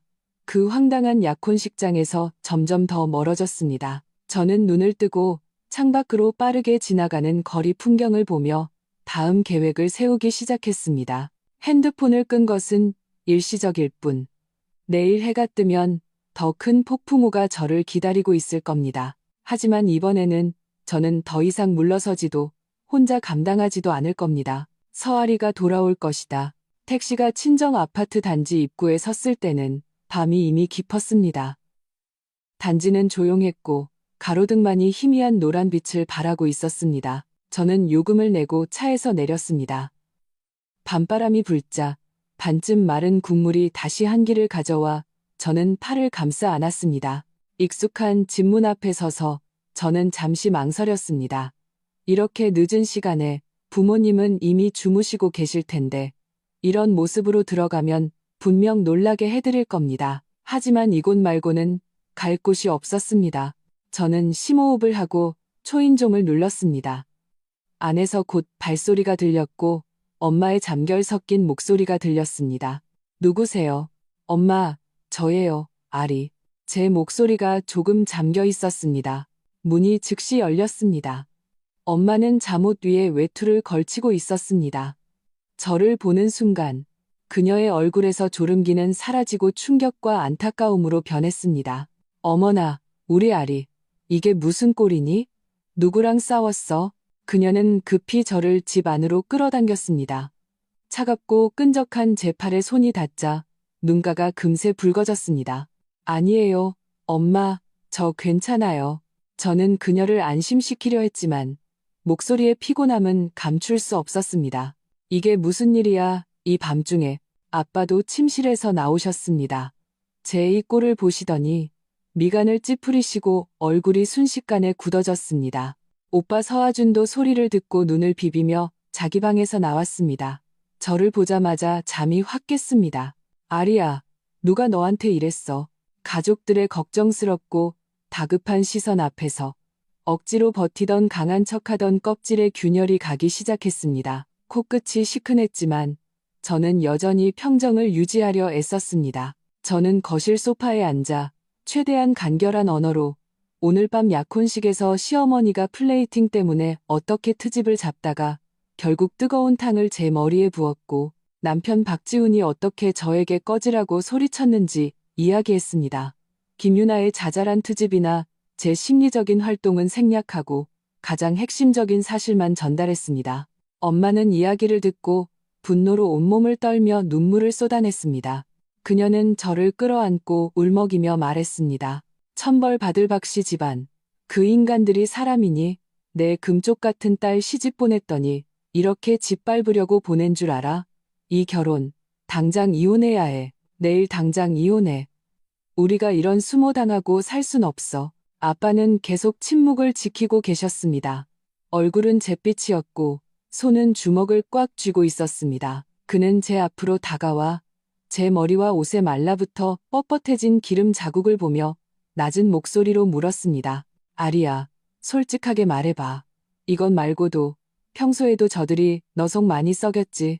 저는 아빠의 분노로 인해 유난히 날카로워 보이는 눈을 보며 더 이상 숨기지 않고 조용히 고개를 끄덕였습니다. 지난 3년간의 서름이 이 순간 소리 없이 증명되는 것 같았습니다. 아빠는 소파 팔걸이를 주먹으로 세게 내리쳤습니다. 괘씸한 놈들. 내가 처음부터 박지훈 저놈 가벼워 보여서 마음에 안 들었는데 내 탓이다. 내 탓이야. 그때 단호하게 막았어야 했는데. 이혼해. 이 결혼은 무조건 이혼이야. 그리고 절대 저들을 그냥 둬선 안 돼. 오빠가 즉시 대답했습니다. 아빠, 말씀하세요. 아빠의 눈빛은 차가웠고 제가 좀처럼 보지 못했던 단호함이 서려 있었습니다. 내 동생이 박씨 집안에서 3년 동안 얼마나 많은 돈을 썼고 얼마나 많은 서름을 당했는지 하나하나 전부 계산해. 저 박씨 집안 체면을 제일 중시한다지. 좋아. 내가 그 체면이라는 껍데기를 직접 벗겨주마. 아리야, 넌 집에서 푹 쉬어. 하늘이 무너져도 아빠랑 오빠가 다 막아줄게. 오늘부터 넌 박씨 집안과 아무런 상관없어. 오빠 서아주는 즉시 핸드폰을 꺼내 들었습니다. 아빠, 제가 지금 바로 김 변호사님께 연락할게요. 이혼이랑 재산 분쟁 전문이세요. 그리고 일단 동생 핸드폰에 있는 조작될 수도 있는 증거들부터 백업해야 해요. 저를 위해 분노하고 신속하게 움직이는 가족들의 모습을 보며 그 차가운 분노가 따뜻한 의지처를 찾은 것 같았습니다. 저는 울지 않았습니다. 그저 계속 팽팽하게 긴장했던 신경이 드디어 조금 풀리는 것을 느꼈습니다. 엄마는 저를 욕실로 데려가 뜨거운 물을 받고 깨끗한 옷을 찾아주셨고 아빠와 오빠는 거실에서 목소리를 낮춰 구체적인 대책을 논의하기 시작했습니다. 따뜻한 물에 몸을 담그고 온몸의 기름기와 굴욕을 씻어내며 저는 거울에 비친 다시 깨끗해진 제 얼굴을 보았습니다. 하지만 눈빛은 이전에 그저 참기만 하던 서아리와는 완전히 달랐습니다. 그 탕 한 그릇이 저의 나약함을 불태웠고 가족의 지지가 저에게 복수할 용기를 주었습니다. 박씨 집안은 제가 서아리가 자기들을 떠나면 살 수 없고 그저 참고 견딜 줄만 알았다고 생각했겠죠. 그들은 크게 착각했습니다. 진정한 싸움은 이제부터 시작이었다. 당신들이 나를 400명 앞에서 망신시켰으니 나는 당신들이 이 바닥에서 발붙일 곳이 없게 만들어주겠다. 이것은 단순한 충동적인 복수가 아니었다. 이것은 계획적이고 단계적인 청산이 될 것이었다. 그리고 저는 더 이상 혼자가 아니었다. 뜨거운 물이 몸의 기름때는 씻어냈지만 마음속의 얼음은 씻어내지 못했습니다. 엄마가 주신 깨끗한 잠옷으로 갈아입었습니다. 부드러운 천에서는 햇볕에 말린 냄새가 났습니다. 망가진 비싼 드레스와는 전혀 달랐습니다. 거울 속에 저는 얼굴이 아직 창백했지만 눈빛은 완전히 차분해져 있었습니다. 이전의 당황함과 굴욕감은 사라지고 오직 냉정한 결의만 남아 있었습니다. 욕실에서 나오니 아빠와 오빠는 여전히 거실에서 낮은 목소리로 논의 중이었습니다. 커피 테이블 위에는 이미 여러 권의 노트와 제 옛날 노트북이 펼쳐져 있었습니다. 엄마는 붉어진 눈으로 갓 끓인 생강차를 가져오셨습니다. 자, 아리야, 식기 전에 마셔. 몸도 따뜻하게 하고 마음도 좀 진정시켜. 저는 찻잔을 받았습니다. 따뜻한 온기가 손바닥에서 퍼져나갔습니다. 한 모금 마시니 달콤하고 매운맛이 목을 타고 내려가 차가웠던 몸이 조금씩 따뜻해졌습니다. 엄마, 아빠, 오빠, 고마워요. 제 목소리는 작았지만 단호했습니다. 아빠는 고개를 들어 가장으로서의 결단력이 담긴 침착한 눈빛으로 말했습니다. 바보 같은 소리. 가족끼리 고맙긴 뭐가 고마워. 네가 억울한 일 당했으면 우리가 네 편이 되어주는 건 당연한 거야. 그는 커피 테이블 위에 물건들을 가리켰습니다. 오빠랑 내가 대충 정리해봤는데 박씨 집안, 특히 박지훈이 지난 몇 년간 너한테서 직간접적으로 가져다 쓴 돈이 적지 않아. 네 오빠가 이미 김 변호사님께 연락했어. 그분은 이 분야 전문가시거든. 오빠 서아준이 베란다에서 통화를 마치고 돌아왔습니다. 표정이 심각했습니다. 아빠, 아리야, 김 변호사님이랑 통화했는데 기본 상황 설명드렸어. 내일 아침 일찍 만나서 자세히 얘기하기로 했어. 그리고 당장 증거 확보가 시급하다고 하셨어. 박씨 집안, 특히 박지훈한테 보낸 모든 계좌, 이체 내역, 메신저 대화 내용, 그리고 네가 박씨 집안을 위해 쓴 고액 지출 영수증 같은 거 빨리 정리해야 한대. 엄마가 제 옆에 앉아 제 손을 꽉 잡았습니다. 맞아, 다 찾아내야 해. 저들이 발뺌 못하게. 아리야, 잘 생각해봐. 돈 말고 저들이 또 어떻게 널 괴롭혔니? 널 때린 적은 없어? 아니면 내가 쥔 약점 같은 건 없니? 저는 고개를 저었습니다. 폭력은 이번이 처음이었지만 정신적인 압박과 언어폭력은 거의 일상이었습니다. 저는 잠시 생각하다가 말했습니다. 박지훈이 제 돈으로 자기 개인 명의로 프로젝트에 투자했어요.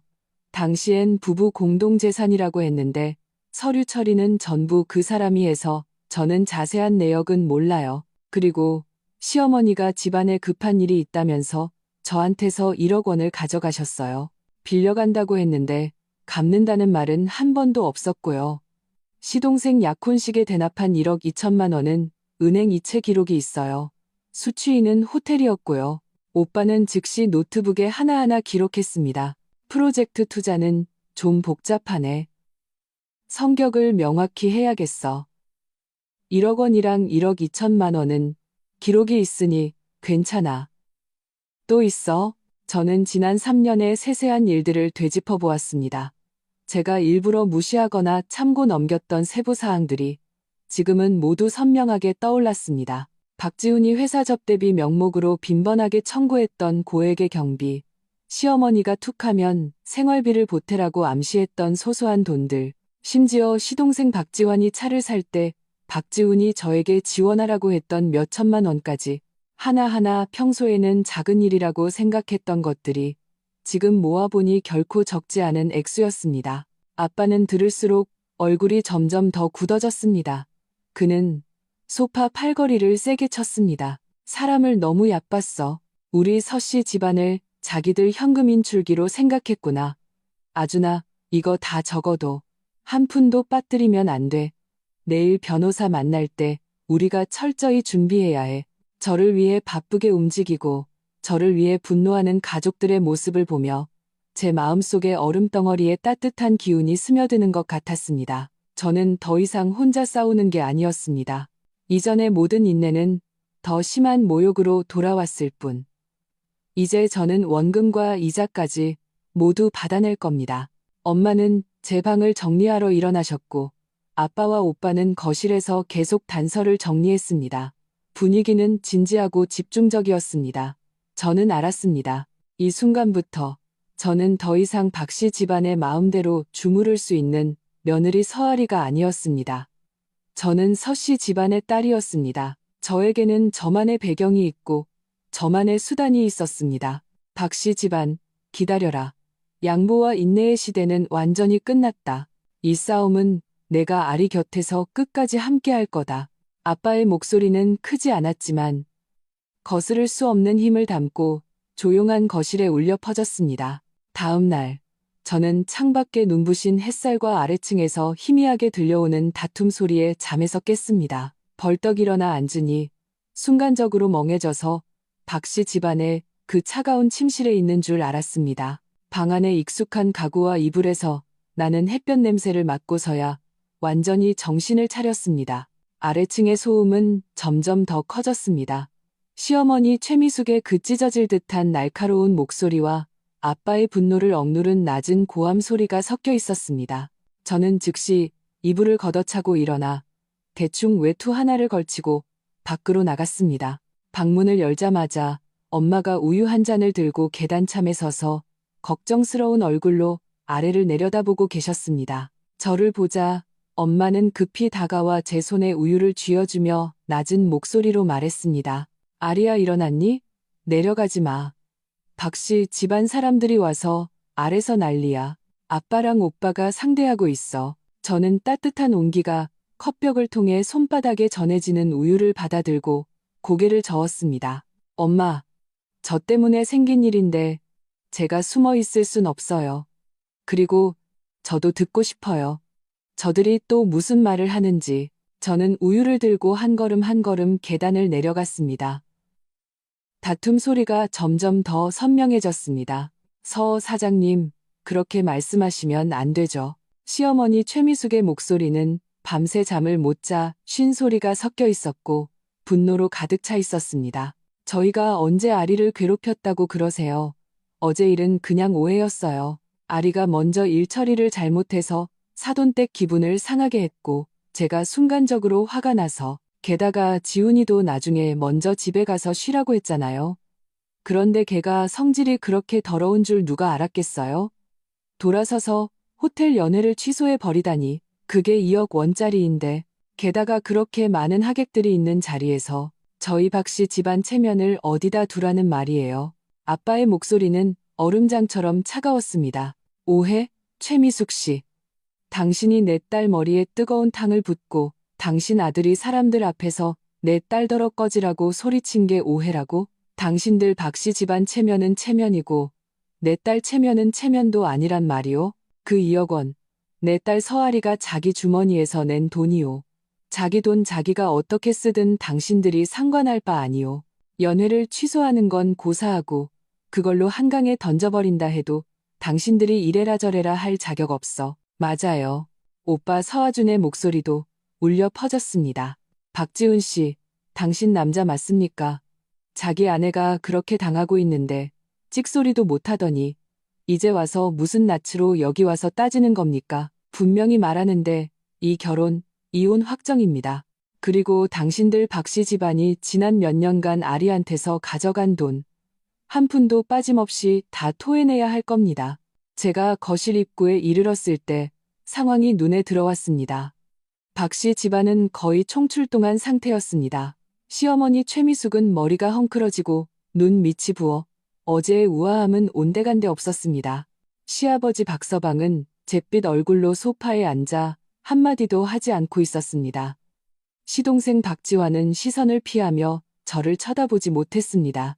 그리고 제 훌륭한 남편 박지훈은 맨 앞에 서서 양복은 구겨지고 눈은 핏발이 서 있었으며 초조하고 지친 기색이 역력했습니다. 박지훈은 저를 보자 마치 구명줄이라도 잡은 듯 앞으로 한 걸음 달려 나오며 원망과 미세한 간청이 섞인 말투로 말했습니다. 아리야, 드디어 나왔구나. 너 어제 그런 식으로 소란 피워서 우리 집에 얼마나 큰 재앙을 몰고 왔는지 알아?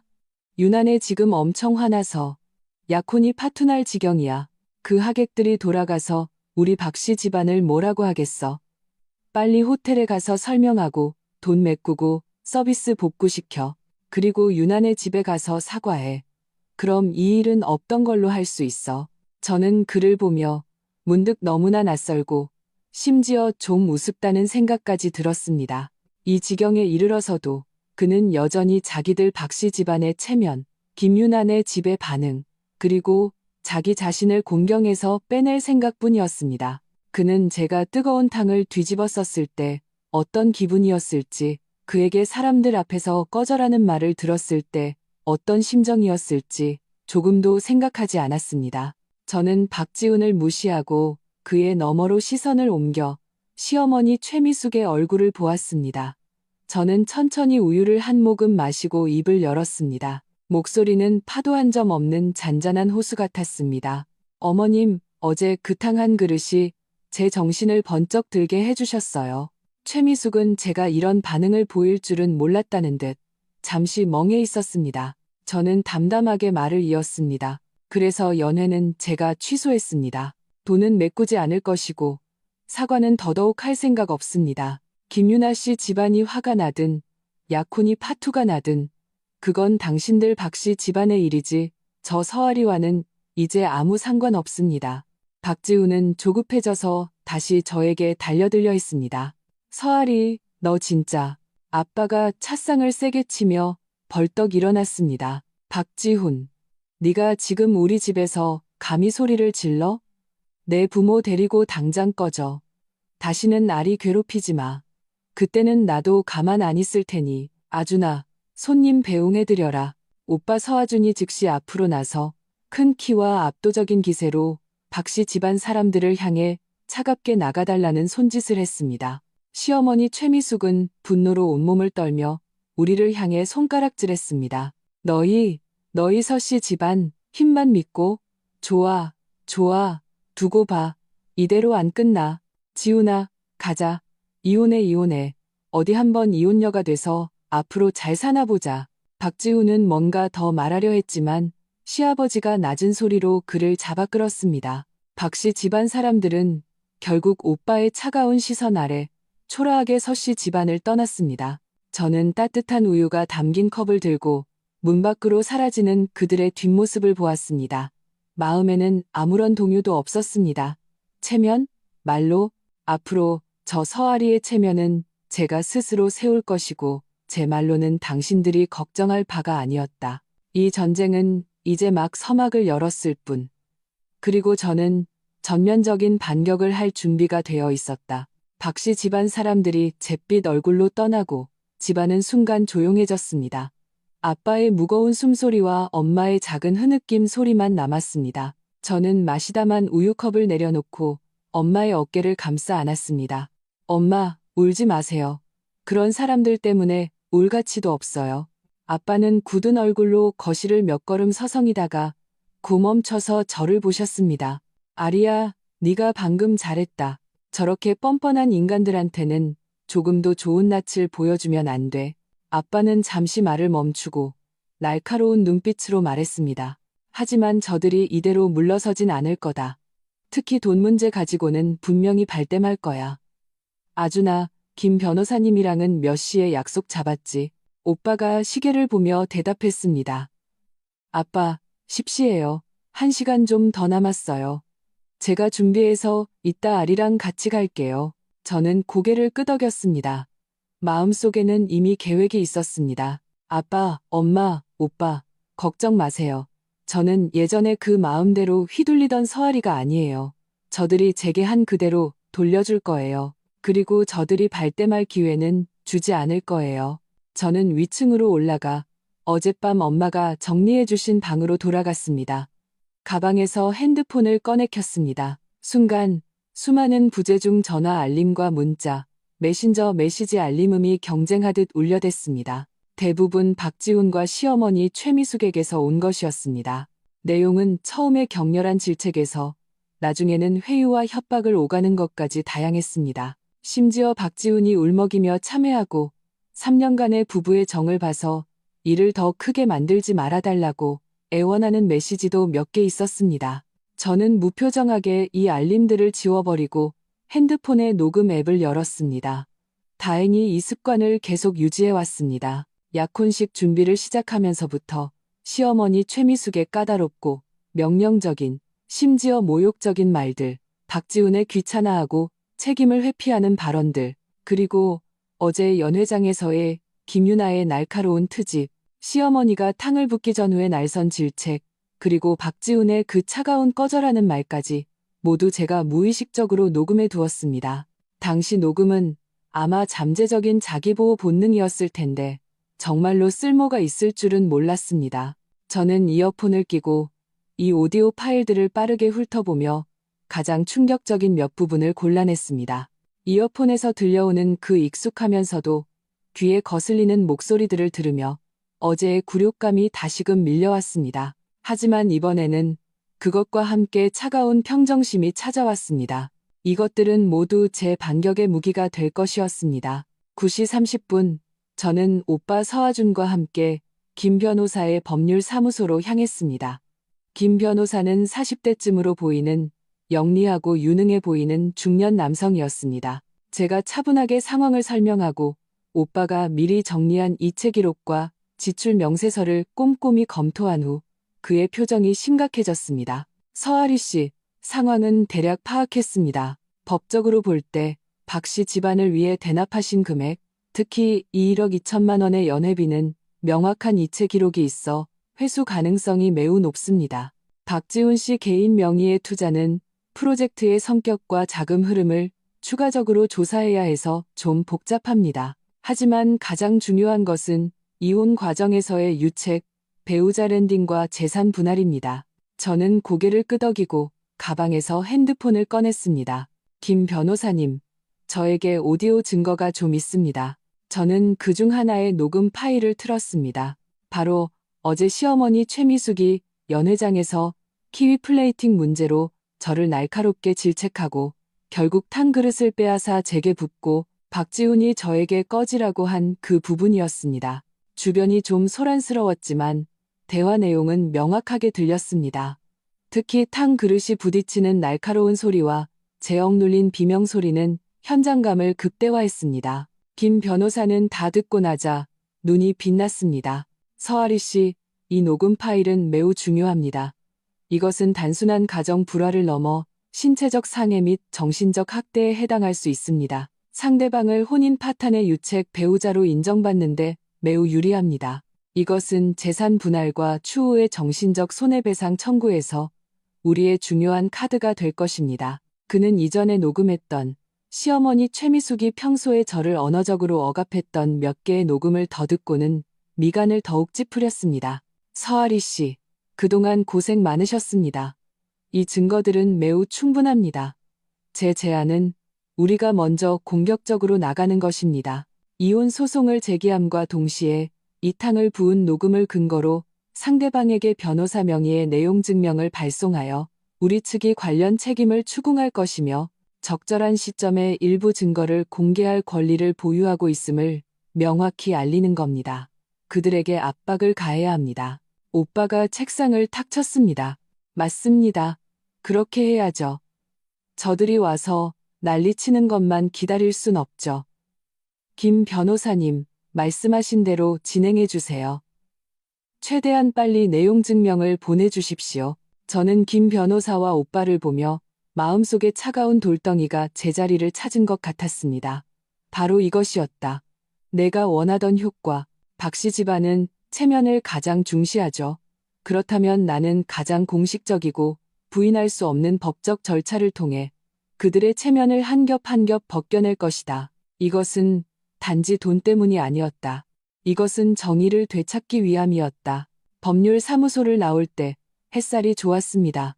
오빠는 저를 보며 안타까움과 자랑스러움이 섞인 눈빛으로 말했습니다.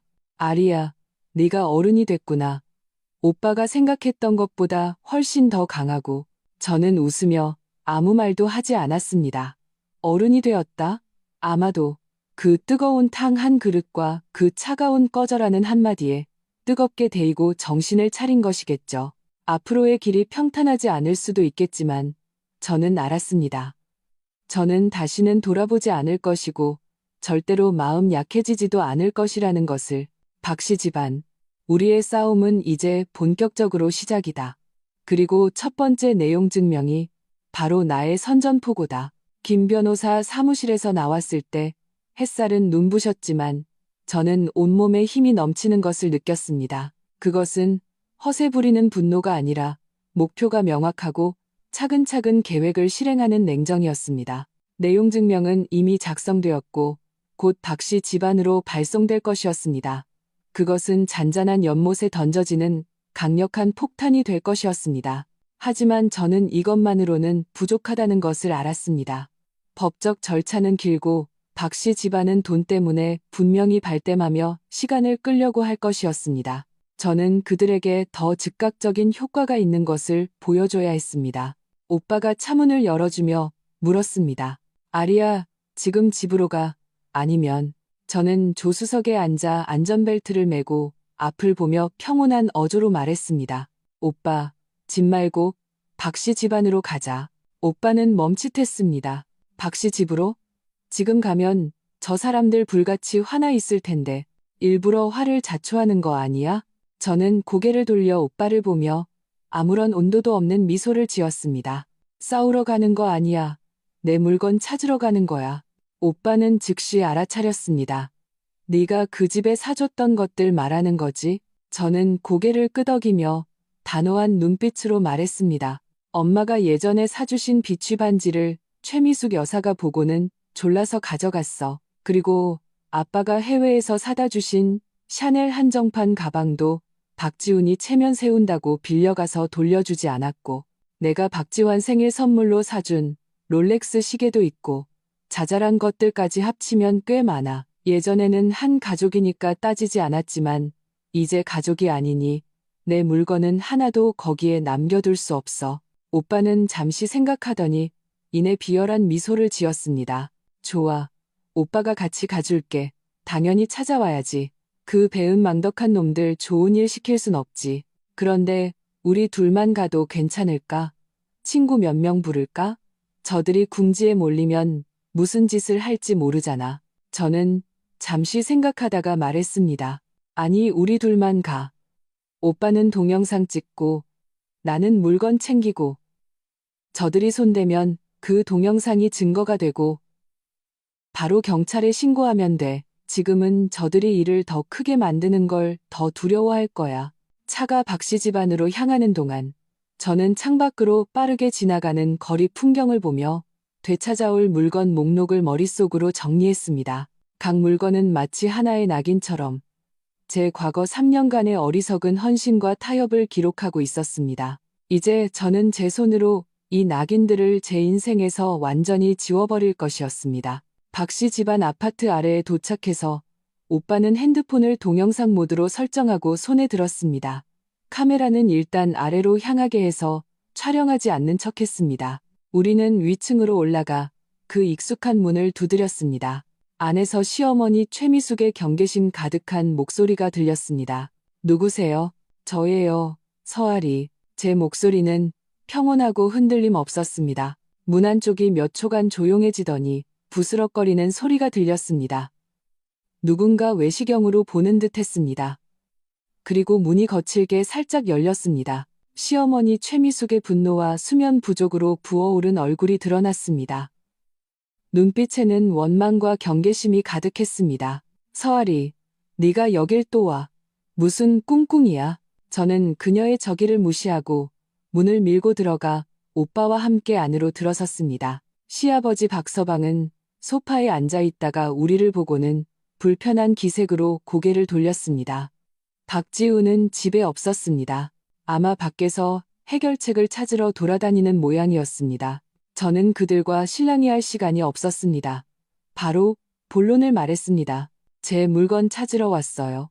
엄마가 주신 비취 반지, 아빠가 사주신 가방, 그리고 제가 박지환에게 준 시계, 그 외에 제 개인 물건 전부요. 최미숙은 그 말을 듣자마자 폭발했습니다. 날카롭게 소리쳤습니다. 뭐, 내 물건? 그건 네가 좋아서 우리한테 준 거잖아. 준 걸 다시 달라고? 너 양심도 없니? 저는 차갑게 그녀를 쳐다보며 말했습니다. 준 거라고요? 그건 제가 박씨 집안 며느리라는 신분을 기반으로 한 것이었습니다. 이제 그 신분이 존재하지 않으니 물건은 당연히 되찾아가야죠. 만약 주신 거라고 주장하신다면 제가 명확하게 증여 의사를 표시한 증거를 내놓으세요. 그렇지 않으면 보관 위탁이었던 것이니 이제 원주인에게 돌려주세요. 오빠가 이때 핸드폰을 들어 카메라를 최미숙에게 향하게 했습니다. 평온한 어조로 주의를 주었습니다. 어머님, 저희는 모든 과정을 녹화하고 있습니다. 언행에 주의해 주시기 바랍니다. 최미숙은 카메라를 보자 기세가 반으로 꺾였지만 여전히 버텼습니다.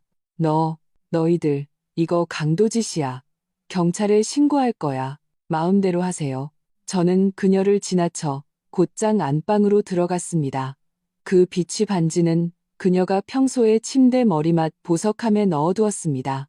저는 서랍을 열었습니다. 역시나 그 익숙한 벨벳 상자가 있었습니다.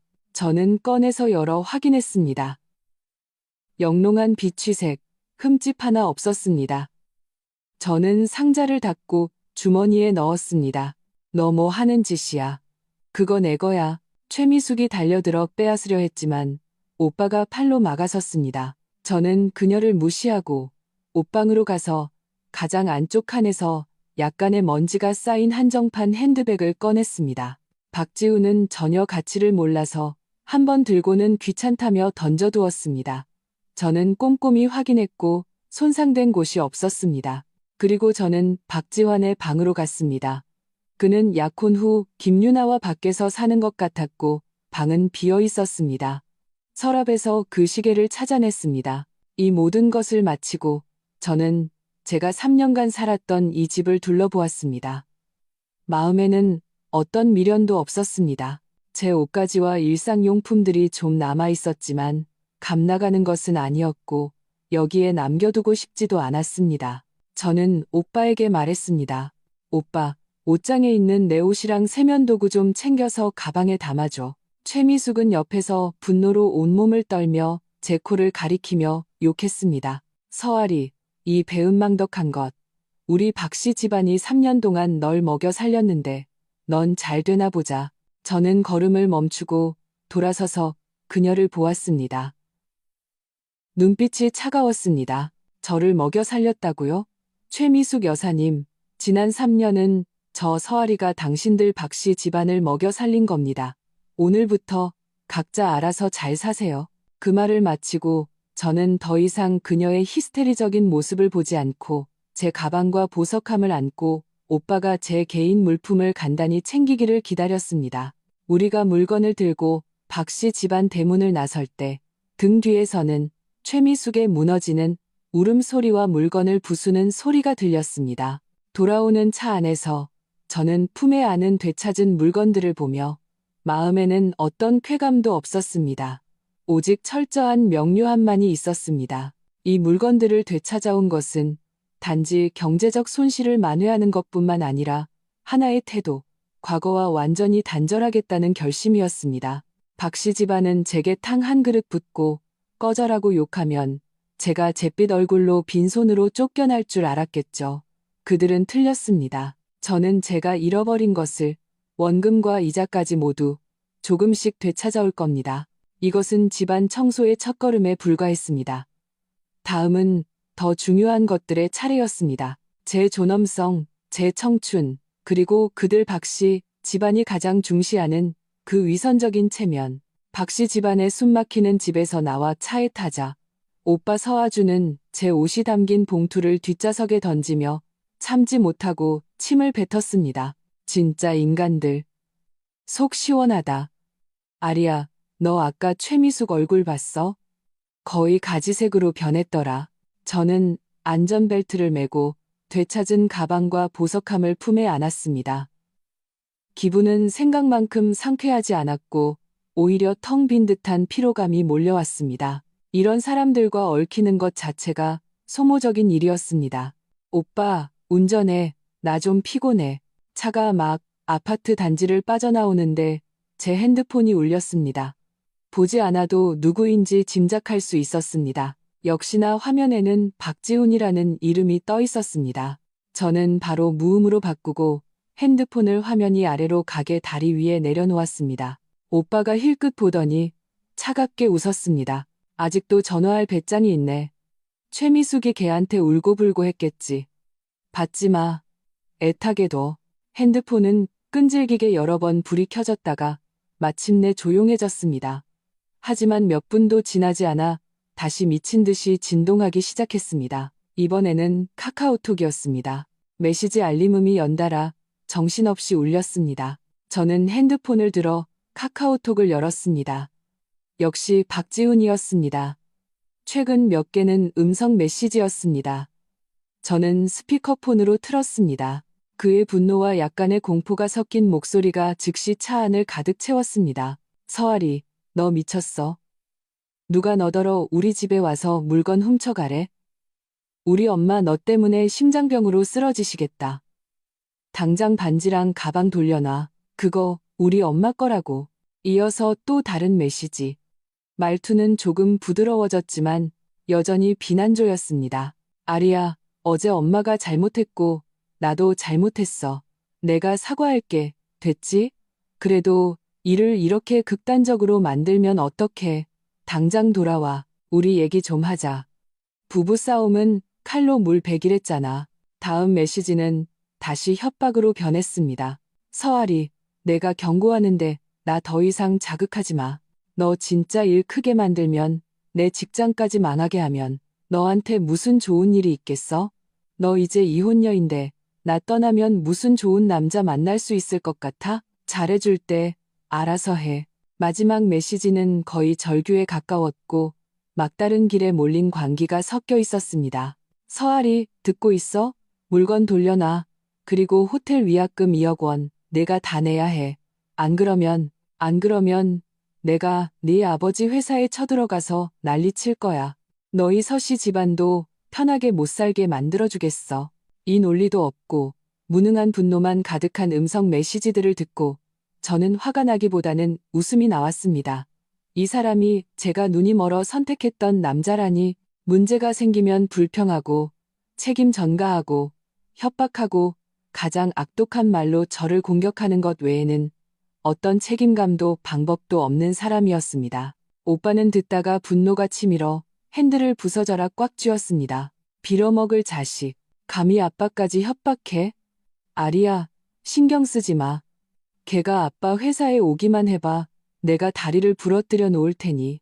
저는 고개를 저으며 아무 말 없이 핸드폰을 들어 박지훈의 프로필을 눌렀습니다. 설정에 들어가 친구 삭제라는 빨간색 옵션 위에서 손가락을 잠시 멈췄다가 망설임 없이 눌렀습니다.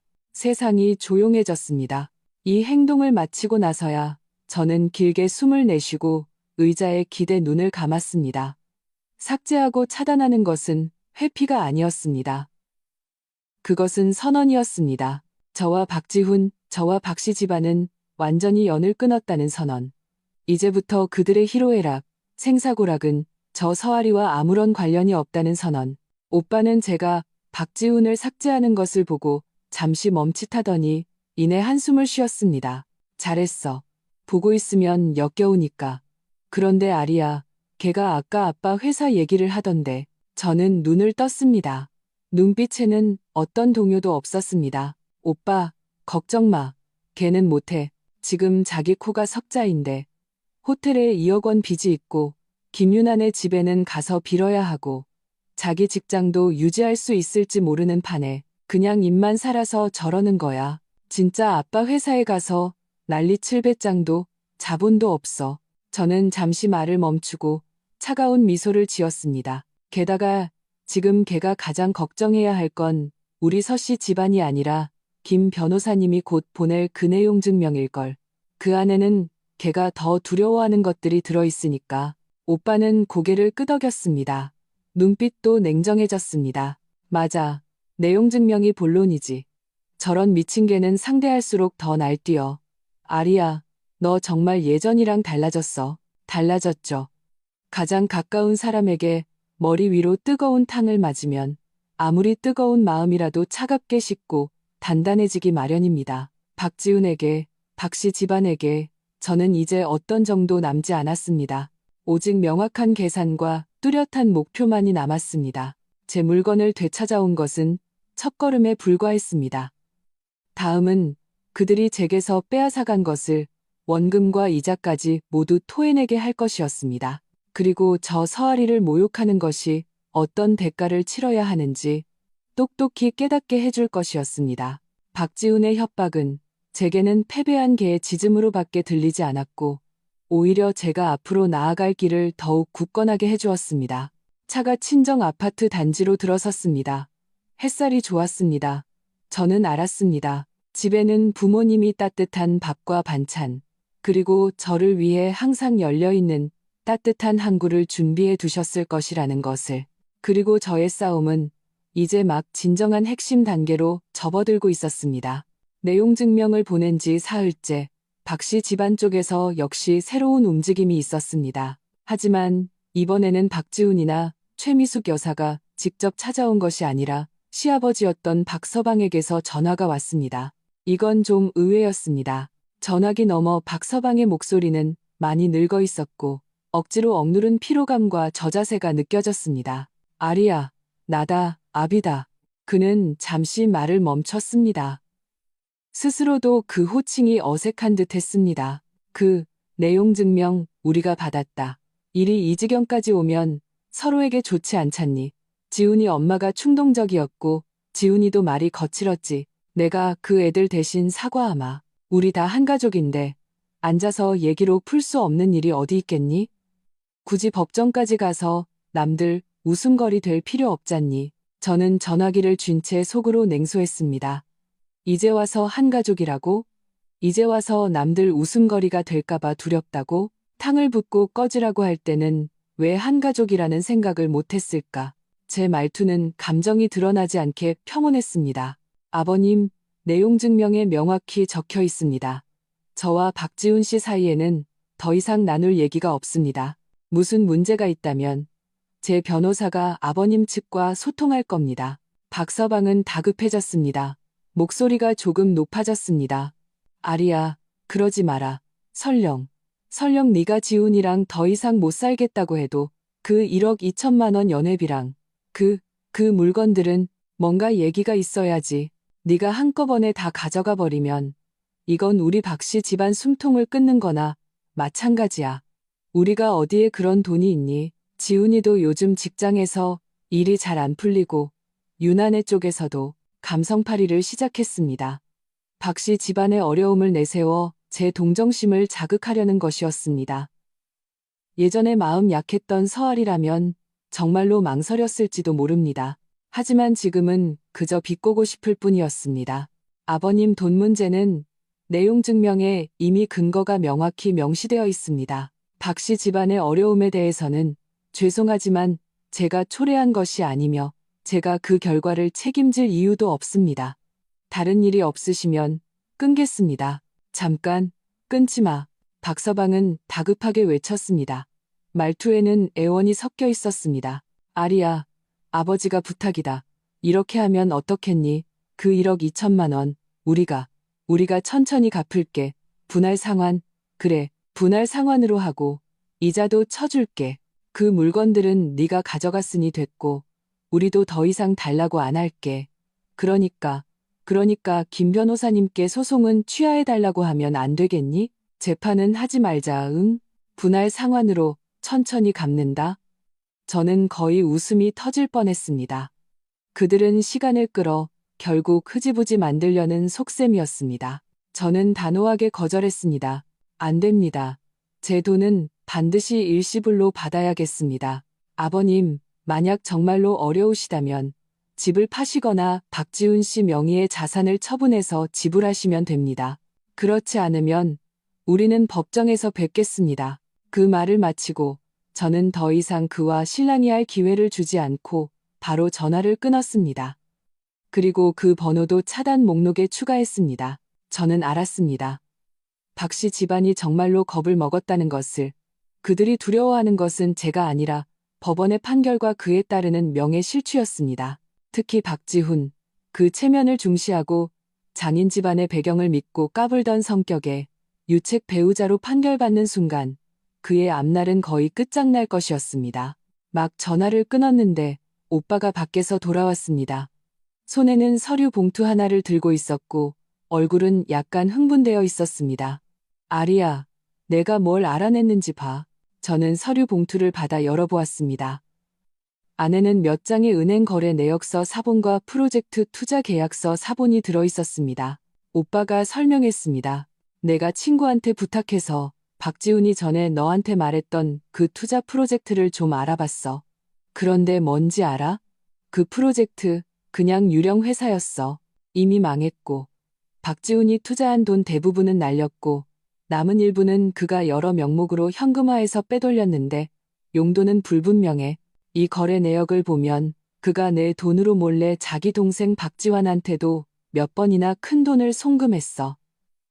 급한 일이라고 했다는데 내가 보기엔 그냥 밑빠진 독에 물 붓기야. 저는 이 증거들을 보며 심장이 차가운 손에 꽉 쥐어진 것 같았습니다. 제가 힘들게 번 돈이 박 씨 집안의 밑빠진 독을 채우는 데 쓰인 것뿐만 아니라 박지훈에 의해 이렇게 낭비되고 빼돌려졌다니. 분노와 함께 더 큰 것은 완전히 마음이 죽어버린 듯한 차가움이었습니다. 오빠는 제 표정이 안 좋은 것을 보고 서둘러 말했습니다. 아리야, 화내지 마. 그런 인간 때문에 화낼 가치도 없어. 이 증거들은 우리한테 너무 유리해. 김 변호사님이 그러셨는데 이건 그가 부부 공동재산을 악의적으로 빼돌리고 은닉한 증거로 충분하대. 재산 분할해서 우리가 그를 빈털터리로 만들 수 있어. 저는 심호흡을 하고 억지로 냉정을 되찾았습니다. 맞아. 화내봤자 소용없어. 증거가 확실할수록 나한테 유리하지. 오빠, 이 서류들 잘 챙겨줘. 이것도 김 변호사님께 전달해야 해. 그리고 생각난 게 있는데 박지훈 컴퓨터에 그 프로젝트 관련자들과의 대화 내용이나 이메일, 그리고 개인적인 송금 기록이 더 있을 거야. 오빠의 눈이 빛났습니다. 맞아. 컴퓨터, 박지훈 그 노트북, 평소에 보물처럼 다루잖아. 분명히 뭔가 있을 거야. 그런데 컴퓨터는 걔가 가지고 있는데 우리가 어떻게 그걸 손에 넣어? 저는 잠시 생각했습니다. 박지훈은 이를 집에 가져와서 하는 습관이 있었습니다. 그리고 컴퓨터에는 비밀번호가 걸려 있지만 저는 그가 어떤 비밀번호를 습관적으로 쓰는지 알고 있었습니다. 더 중요한 것은 제가 그의 낡은 USB 하나를 기억하고 있다는 것이었습니다. 그 안에는 백업 파일들이 들어있었고 그 USB는 그의 서재 서랍 잡동사니 함에 있었습니다. 지난번에 물건을 챙길 때 저는 명백히 제 것인 물건들만 가져왔고 그 USB는 건드리지 않았습니다. 오빠, 우리 박씨 집에 한 번 더 가야 할 것 같아. 저는 오빠를 보며 단호한 눈빛으로 말했습니다. 싸우러 가는 거 아니야. 증거를 가지러 가는 거야. 저들이 지금 정신없는 틈을 타면 경계가 덜할 수도 있어. 오빠는 잠시 멈칫하더니 이내 제 의도를 알아차렸습니다.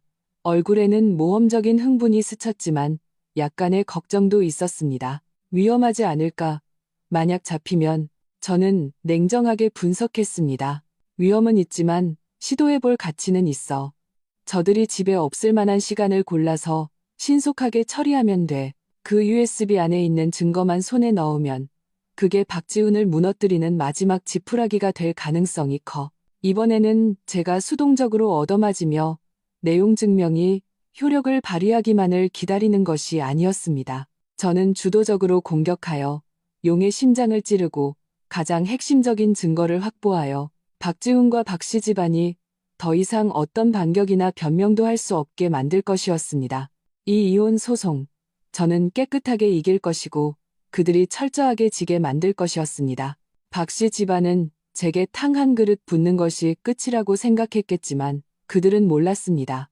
그것이 제 반격의 신호탄이었다는 것을. 진정한 폭풍은 이제 막 그들에게 닥치고 있었다. USB를 손에 넣는 과정은 생각보다 훨씬 순조로웠습니다. 박씨 집안은 정말로 아수라장이 되어 다른 것을 신경 쓸 겨를이 없었습니다. 오빠와 저는 박지훈이 회사에서 정신없이 바쁘고 최미숙 여사가 인맥을 동원하러 나갔을 법한 오후 시간을 골라 다시 박씨 집의 문을 두드렸습니다. 역시나 집에는 시아버지 박서방 혼자였습니다. 그는 문을 열고 우리를 보자 표정이 변했지만 결국 아무 말도 하지 않고 피곤한 손짓으로 들어오라는 신호를 보냈습니다. 그리고는 자신은 침실로 들어가 버렸습니다. 우리는 곧장 서재로 향했습니다. 낡은 USB가 들어있는 잡동사니 함은 여전히 그 자리에 있었습니다. 저는 신속하게 그것을 찾아 제가 가져온 노트북에 꽂았습니다. 심장이 조금 빨리 뛰었지만 손가락은 안정적이었습니다. 제가 기억하던 비밀번호를 입력하자 한 번에 성공했습니다. USB 안의 파일들은 복잡했지만 저는 곧 박지훈의 이름으로 된 폴더를 찾았습니다. 그 안에는 놀랍게도 그 유령 회사와의 프로젝트 계약서, 자금 거래 명세서, 심지어 그가 상대방과 손실을 만회하려 협상하던 대화 기록 캡처까지 있었습니다.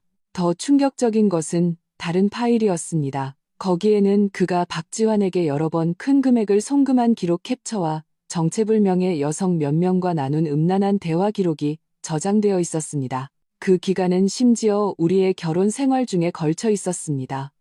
증거는 명백했고 반박의 여지가 없었습니다. 저는 USB를 뽑아 손에 꽉 쥐고 오빠와 눈을 마주친 후 신속하게 박씨 집을 떠났습니다. 이번에는 누구도 방해하지 않았습니다. 이 새로운 증거들을 김 변호사에게 전달했을 때 그는 꼼꼼히 검토한 후 승리를 확신하는 미소를 지었습니다. 서아리 씨, 이 증거들은 정말 결정적입니다. 특히 혼인 중 부정행위와 악의적인 재산 은닉, 이 두 가지는 박지훈 씨가 법정에서 어떤 반격도 할 수 없게 만들 겁니다. 우리는 즉시 재산 보전 신청을 해서 그의 명의로 된 계좌와 자산을 동결시킬 수 있습니다. 이 소송, 우리가 이겼습니다. 이후의 일들은 도미노가 쓰러지듯 예상보다 훨씬 빠르게 진행되었습니다. 김 변호사의 조치는 신속하고 단호했습니다. 재산 보전 신청은 신속하게 승인되었고 박지훈의 회사 계좌와 그의 개인 명의 주요 은행 계좌가 즉시 동결되었습니다. 그의 위태롭던 프로젝트는 완전히 중단되었고 협력사들은 줄줄이 투자를 철회했으며 회사는 파산 위기에 직면했습니다. 설상가상으로 김윤환의 집안은 어떤 경로로든 박지훈의 혼인 중 부정행위와 곧 파산할 것이라는 소식을 듣고 강경한 태도로 약혼을 파기하고 이전에 지원했던 자금을 회수해 갔습니다. 박지환의 결혼은 완전히 무산되었습니다. 최미숙 여사는 사방으로 사람을 찾아다니며 상황을 되돌리려 했지만 우리가 이렇게 확실한 증거를 쥐고 있다는 것을 알게 되자 이전에 가슴을 치며 해결해주겠다고 장담했던 친구들은 모두 연락을 피했습니다. 그녀는 화병으로 정말로 병원에 입원했다고 들었습니다. 하지만 이번에는 곁에서 차를 따라주고 약을 챙겨주며 병원비를 대납해줄 그 착한 며느리는 없었습니다. 박지우는 막다른 길에 몰리자 그의 먼 친척을 통해 아빠에게 연락을 취해왔습니다. 눈물 콧물을 흘리며 참회하고 심지어 무릎까지 꿇으며 아빠에게 과거의 정을 봐서 저를 설득해 소송을 취하하고 자신에게 살기를 열어달라고 애원했습니다. 아빠는 그저 차갑게 그를 쳐다보며 말했습니다. 지훈아, 길은 스스로가 만드는 것이다. 내가 예전에 아리에게 어떻게 했는지 지금 그대로 그 결과를 감당해야 한다. 우리 서씨 집안은 아리의 결정에 간섭하지 않을 것이다. 돌아가거라. 결국 김 변호사의 강력한 공세와 우리가 쥔 절대적인 증거 앞에서 박지훈과 그의 변호사는 속수무책으로 밀렸습니다. 재판까지 갈 필요도 없이 재판 전 조정에 동의했습니다. 조정 결과는 의심의 여지가 없었습니다. 첫째, 양측은 이혼한다. 둘째, 박지훈은 혼인 파탄의 중대한 유책 배우자로 인정된다. 셋째, 부부 공동재산, 즉 결혼 생활 동안 살았던 아파트는 비록 첫 계약금은 우리 집에서 냈지만 결혼 후 공동으로 대출금을 상환했으므로 절대 다수가 제 소유로 판결되었다. 박지훈은 거의 빈털터리로 쫓겨났다. 넷째, 박지훈은 제가 대납했던 1억 2천만 원의 연회비, 1억 원의 대여금 및 그가 유용한 기타 금액을 이자와 함께 일시불로 반환해야 한다. 다섯째, 박지훈은 저에게 정신적 손해배상금, 위자료를 지급해야 하며 그 금액은 그가 남은 개인 자산을 모두 처분해야만 지불할 수 있는 액수였다. 박씨 집안은 하룻밤 사이에 겉보기에 풍족했던 중산층 가정에서 빚더미에 앉고 악명 높은 집안으로 전락했습니다. 2억 원짜리, 원래는 과시용이었던 그 약혼식은 그들 가문이 몰락하는 시작점이자 주변 모든 사람이 아는 웃음거리가 되었습니다. 이혼 판결문이 나온 날, 저는 그 얇은 서류를 들고 구청 앞에 섰습니다. 햇살이 조금 눈부셨습니다. 오빠가 저와 함께 와주었습니다. 그는 제 어깨를 두드리며 아무 말도 하지 않았지만 눈빛에는 지지와 안도감이 가득했습니다.